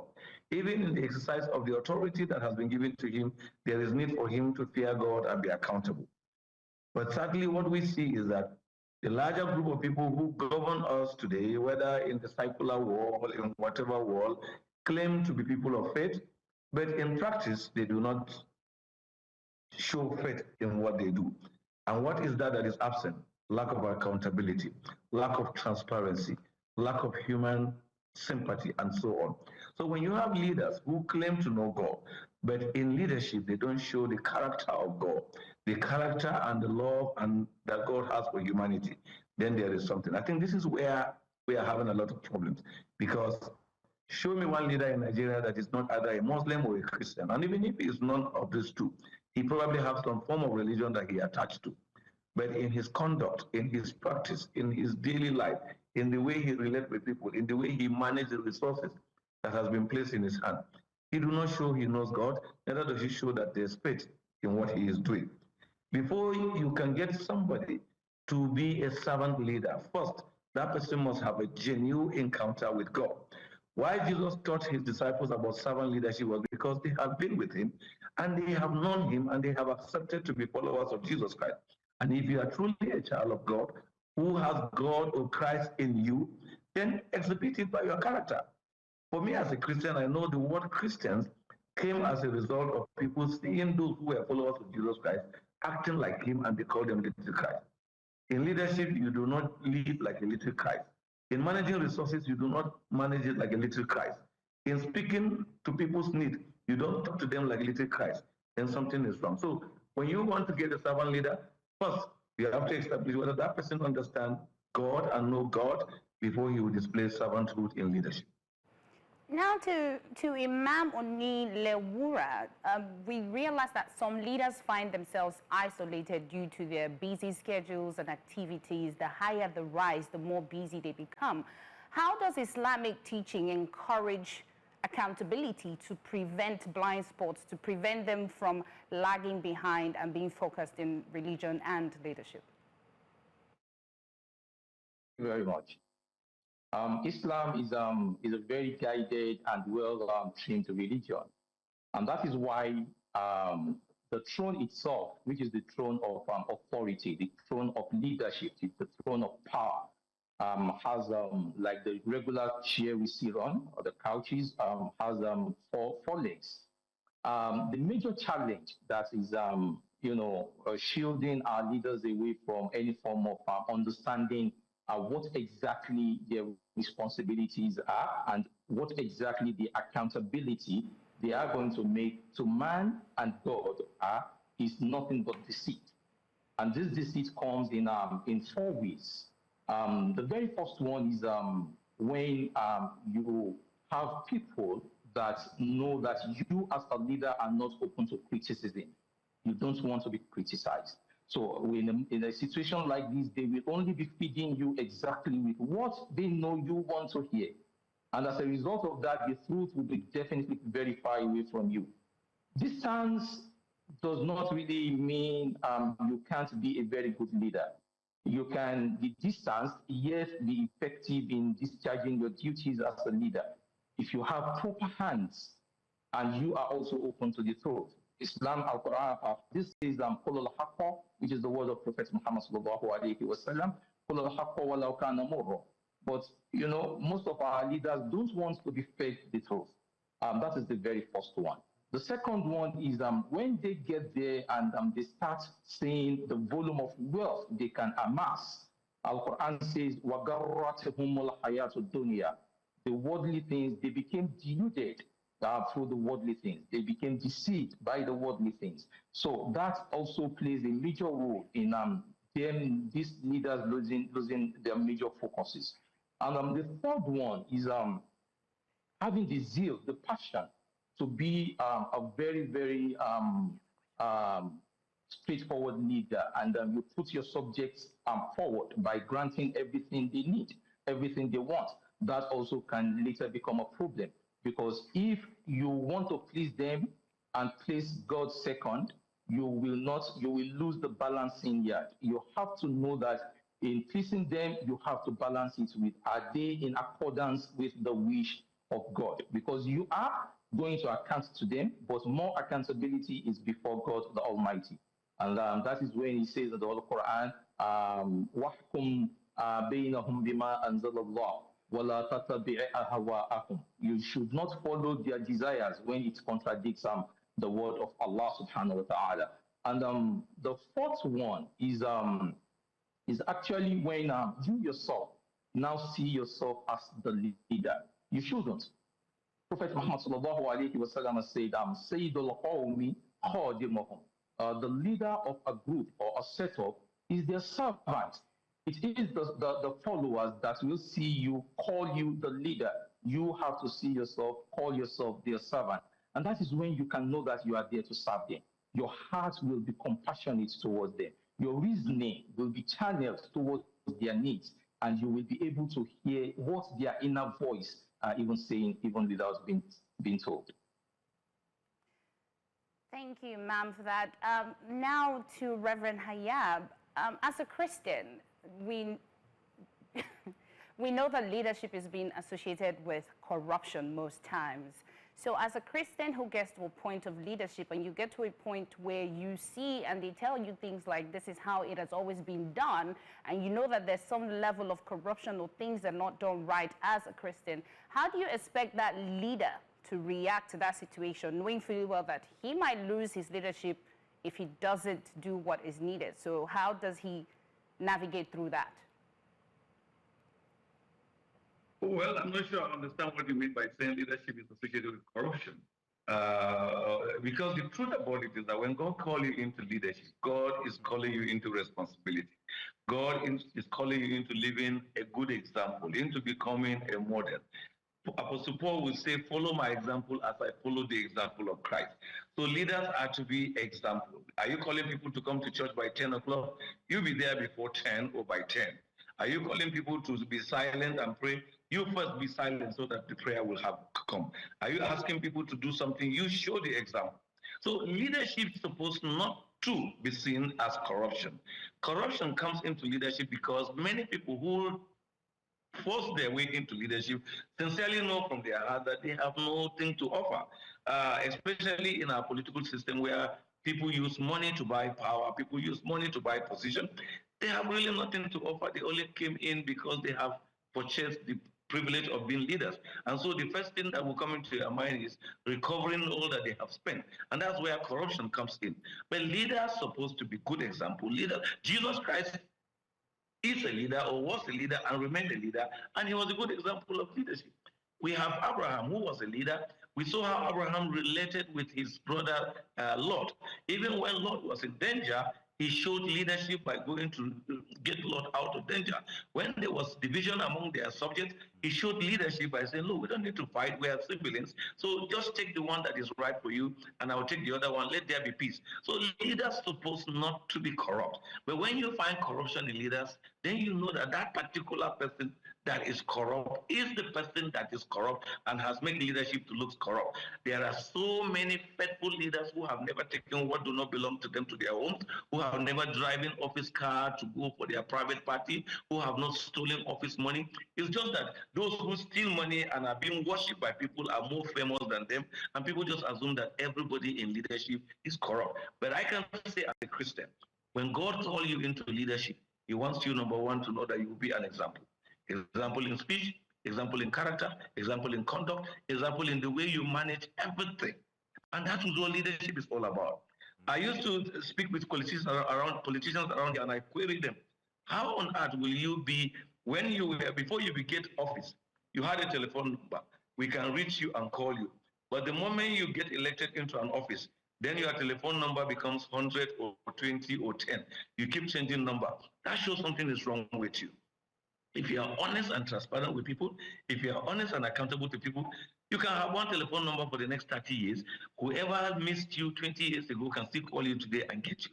But where you start having people, even just managing telephone, they have to be lying. Today he calls you with this one, tomorrow he wants to call with the other one. These are part of the corruptions that we see around. You went into office, you never had a house, but the moment you go into office, you want to have everything to show up.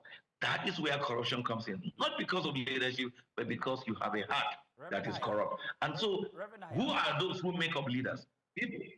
When people are corrupt from their heart, when they become leaders, they will be terrible. A child that will lie to his mother and lie to his parents, when he becomes a leader, he will be terrible. So, Reverend Hayab, now let's bring it home.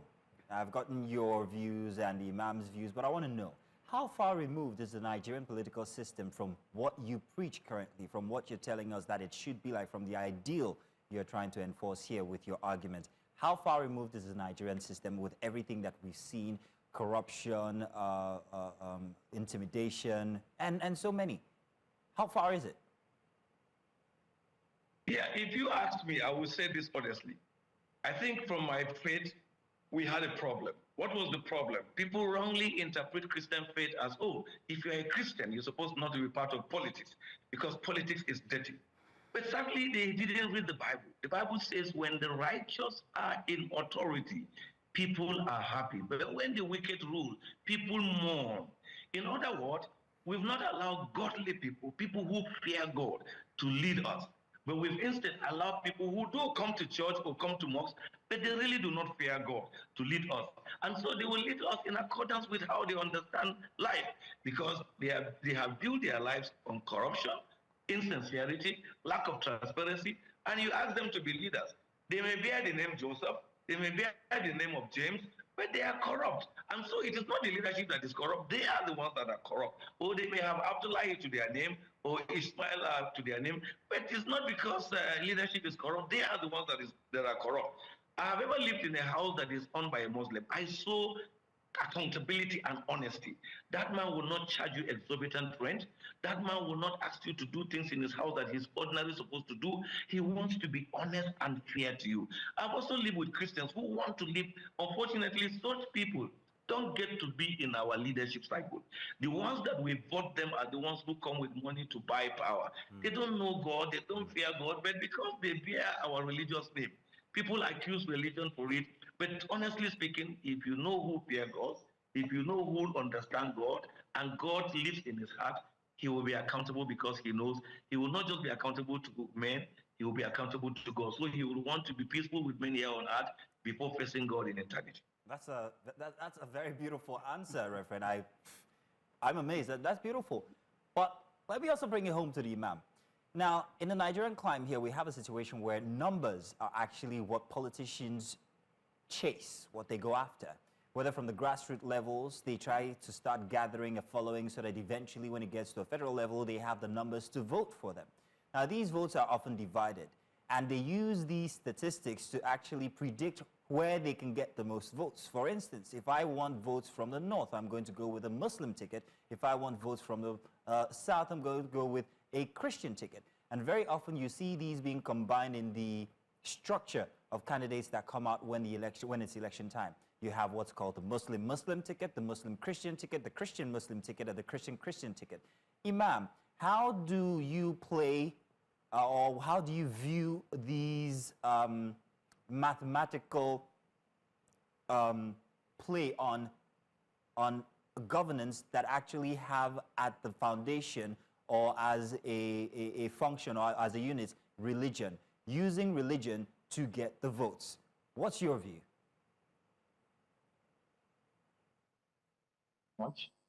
It is very simple. There are two key words in the question: votes and religion. Those are the two key words. So the leaders, or let me put it straight, that our leaders focus more on these two things: votes and religion. And that is exactly what the problem, or probably Nigerian problem, is. Because forget about leadership, forget about our leaders. Let's discard them. Let's forget about them. Leadership is an outcome of a process that was overseen or conducted or participated in by some people. And this set of people are the followers. If they are right, if they get the process right, if they are honest in or with the process, the outcome will be right. So that means if the leader expects votes from the followers, that is his own mathematics. But do the followers do their mathematics in assigning this leadership role or task to this individual to become a leader? That is the question. The failure, Nigerian failure, is not our leaders. Hadith Qudsi, a very sacred hadith, says, Anna Malkal Muluk, I am the king of kings. Wa qulubul muluk biyadi, and the hearts of your kings are in my hands. That is God's hands. So discard, we don't have problems with leaders. We have problems with ourselves. We are the voters. We carry the votes. We decide the fate of these leaders. They later get there to decide our own fate. But Allah has firstly placed that fate in our own hands. We toyed with it. We were reckless with it. We were nonchalant with it. And probably maybe at the end of the day, we might find ourselves now paying the price for that.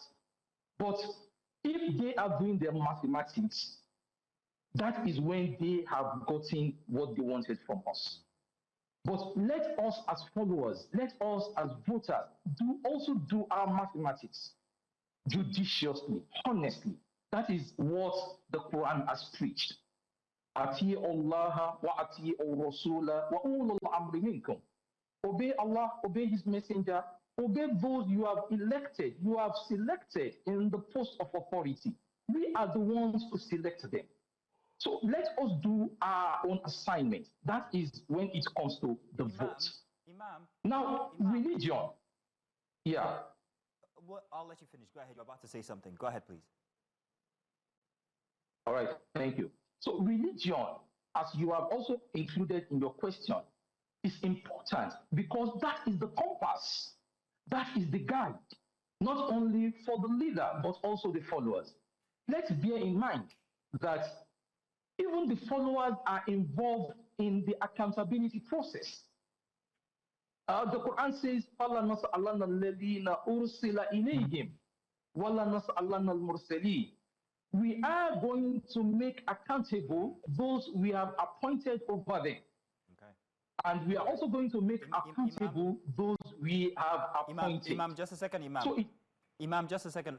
My apologies. I have to break you there because we have an important update here. And this is our new central correspondent, Osinazu, who is in, well, he was previously in Ahoda East. I'm wondering where he is now, but he has an update for us. So let's speak to Austin. Austin, I hope you can hear us. Austin, good morning once again. Please, what's the update from your location? What is happening I'm hoping that he is listening to me as he is engrossed in conversation with the individual there. I do not know who he might be, but seems... Oh, okay. Now I'm being informed that these are people who are going about casual business, to be specific, sports betting, while the elections are going on. Do remember now that there are very serious restrictions that have been put in place so that the elections will be carried out sufficiently. But it would seem that these youth that are with Austin seem to have a different idea of what the time is supposed to be spent for. Austin, can you hear me? Austin, do tell us exactly what is happening at that location.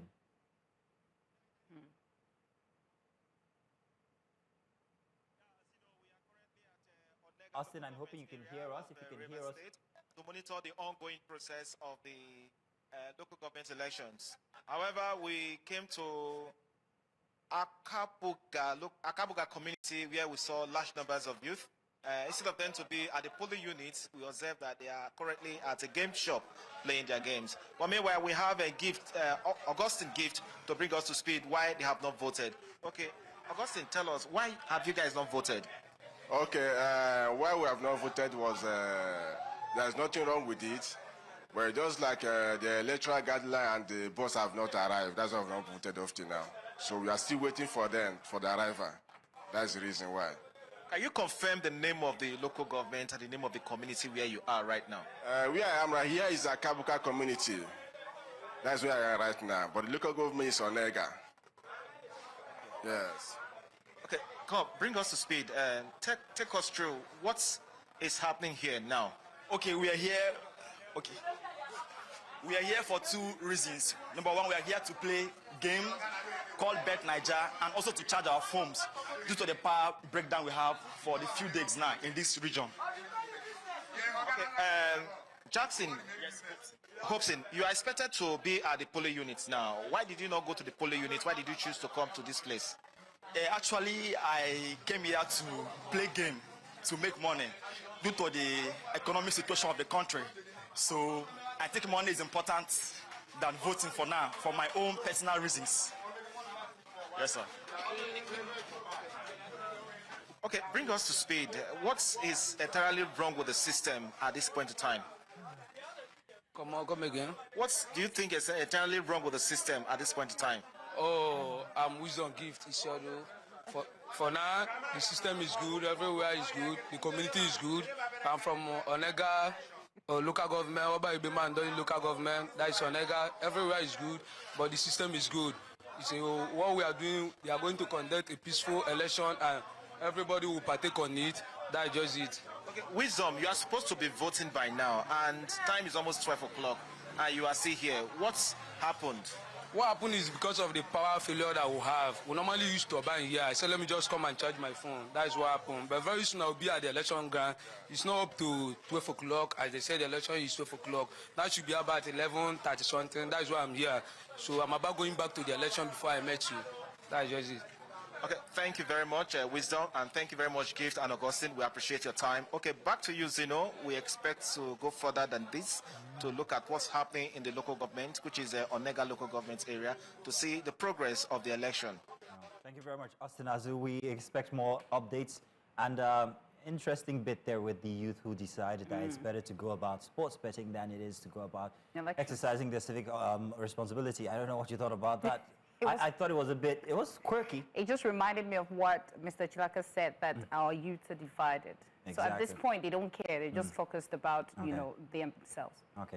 I think we're going to come back to our guests now that we were speaking about from before regarding leadership and governance in Nigeria. And I believe we still have our Imam with us.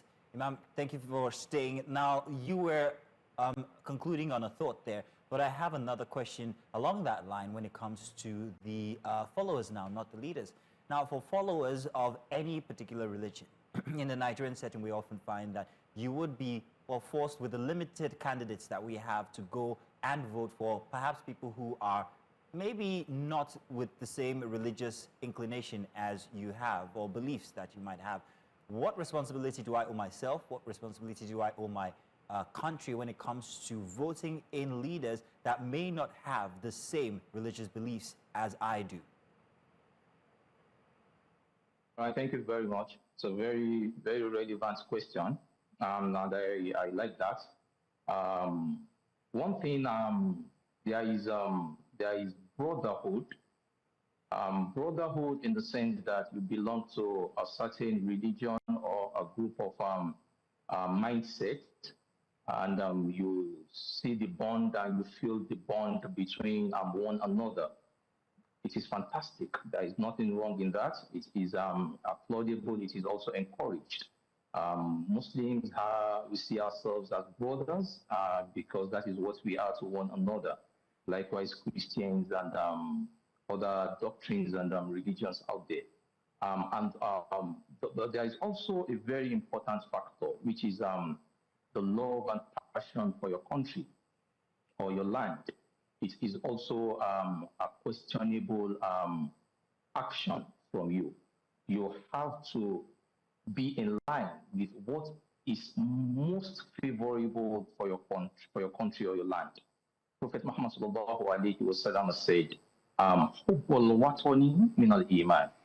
for you to be so passionate, to be so committed, so dedicated to your land, to your country, to your state, to your local government, it is part of faith in God.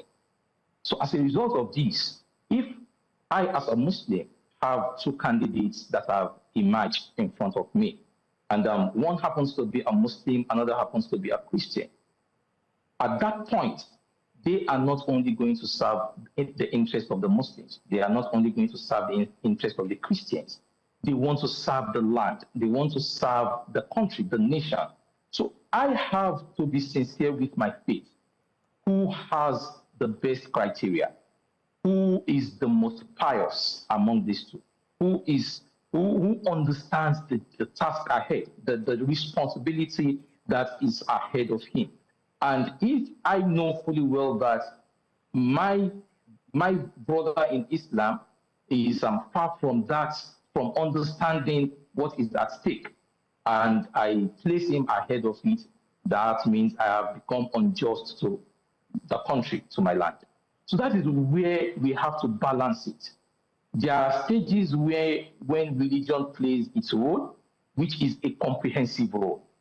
And in this comprehensive role of religion is where we are also guided that you have to see what is also best for the land. So in filing a candidate for a political office, yes, it is good to consider religion. The religion is being considered so that we can know how this individual is going to be guided, how this individual is going to see, to derive his inspirations from, where he's going to derive his inspirations from. That is what we want to know when it comes to religion. But Islam will tell us that alladhina amanu wa amilu solihat, those who have faith and they also do good deed. So good deed is very important for you to have a very clean slate, for you to be a countryman, a statesman, a man with integrity. These are stages when it also has its role to play.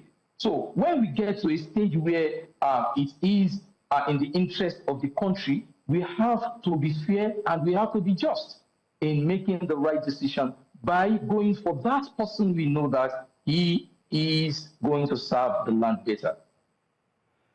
Okay, ma'am, thank you for that. But I would like to throw a question to both you and Reverend Joseph. But I will start with Reverend Joseph. No, unfortunately, we don't have the Reverend. He seemed to have logged out, or he was logged out, unfortunately. Okay. Well, you can keep it with the Imam, I think. Okay, Imam, I would like to ask you this question. In a nation where Muslims and Christians often sit on opposite sides of debate, how can faith-based leadership in both religion model not just accountability, but tolerance and unity in service of the common good of the citizens?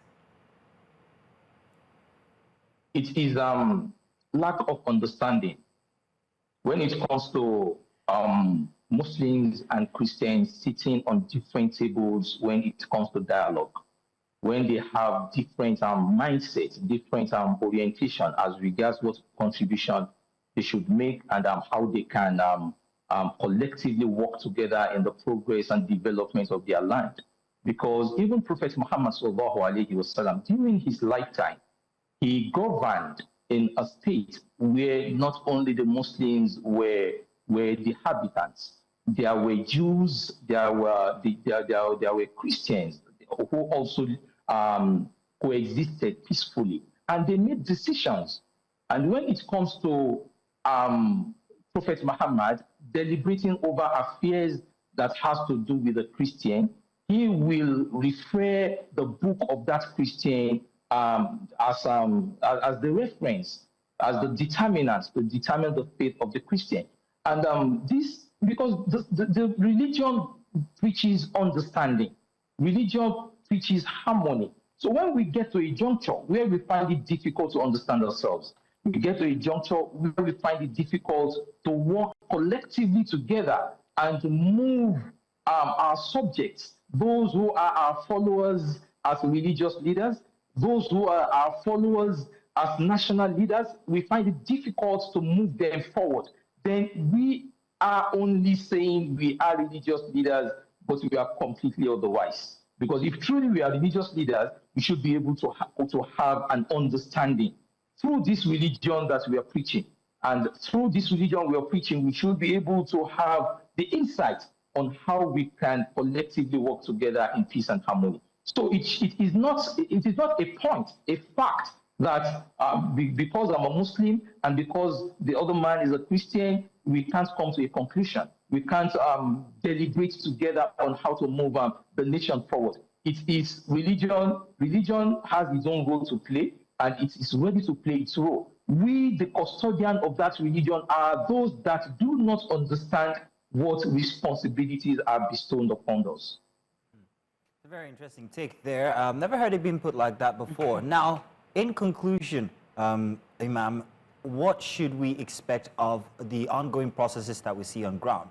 Whether it's the 2027 election, which seems to have taken over everything now, or the current LG elections in Rivers State, what should the leaders or leaders-to-be, what do they owe the populace, and what should the populace, the electorates, the voters, what should they be expecting from leaders while we're keeping it within this religious boundary? I will put it in, I don't know, maybe I'll say parable form.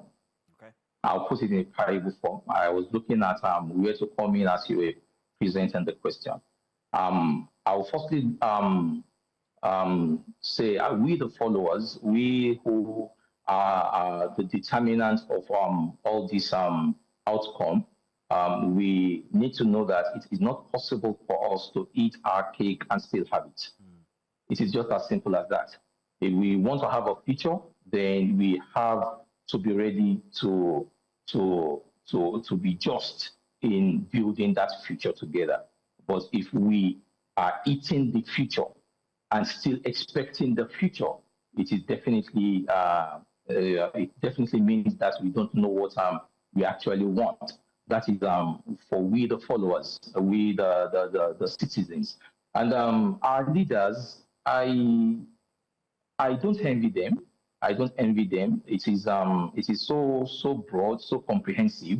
Some of them have a very good heart, very good intention, but the system, even the system is can be frustrating. But the question is this: leadership is a ship. The leader is the captain. So the question is, where are you taking your voyage as a leader to? Safety or sink? So whichever one you decide, it is a decision you have made out of your own will. And as a result of that, it is a decision you will definitely be accountable for. Not only here on earth, but even hereafter. Are you willing to be commended for your efforts as a leader and to be rewarded? Or are you ready to dare God, the Almighty, and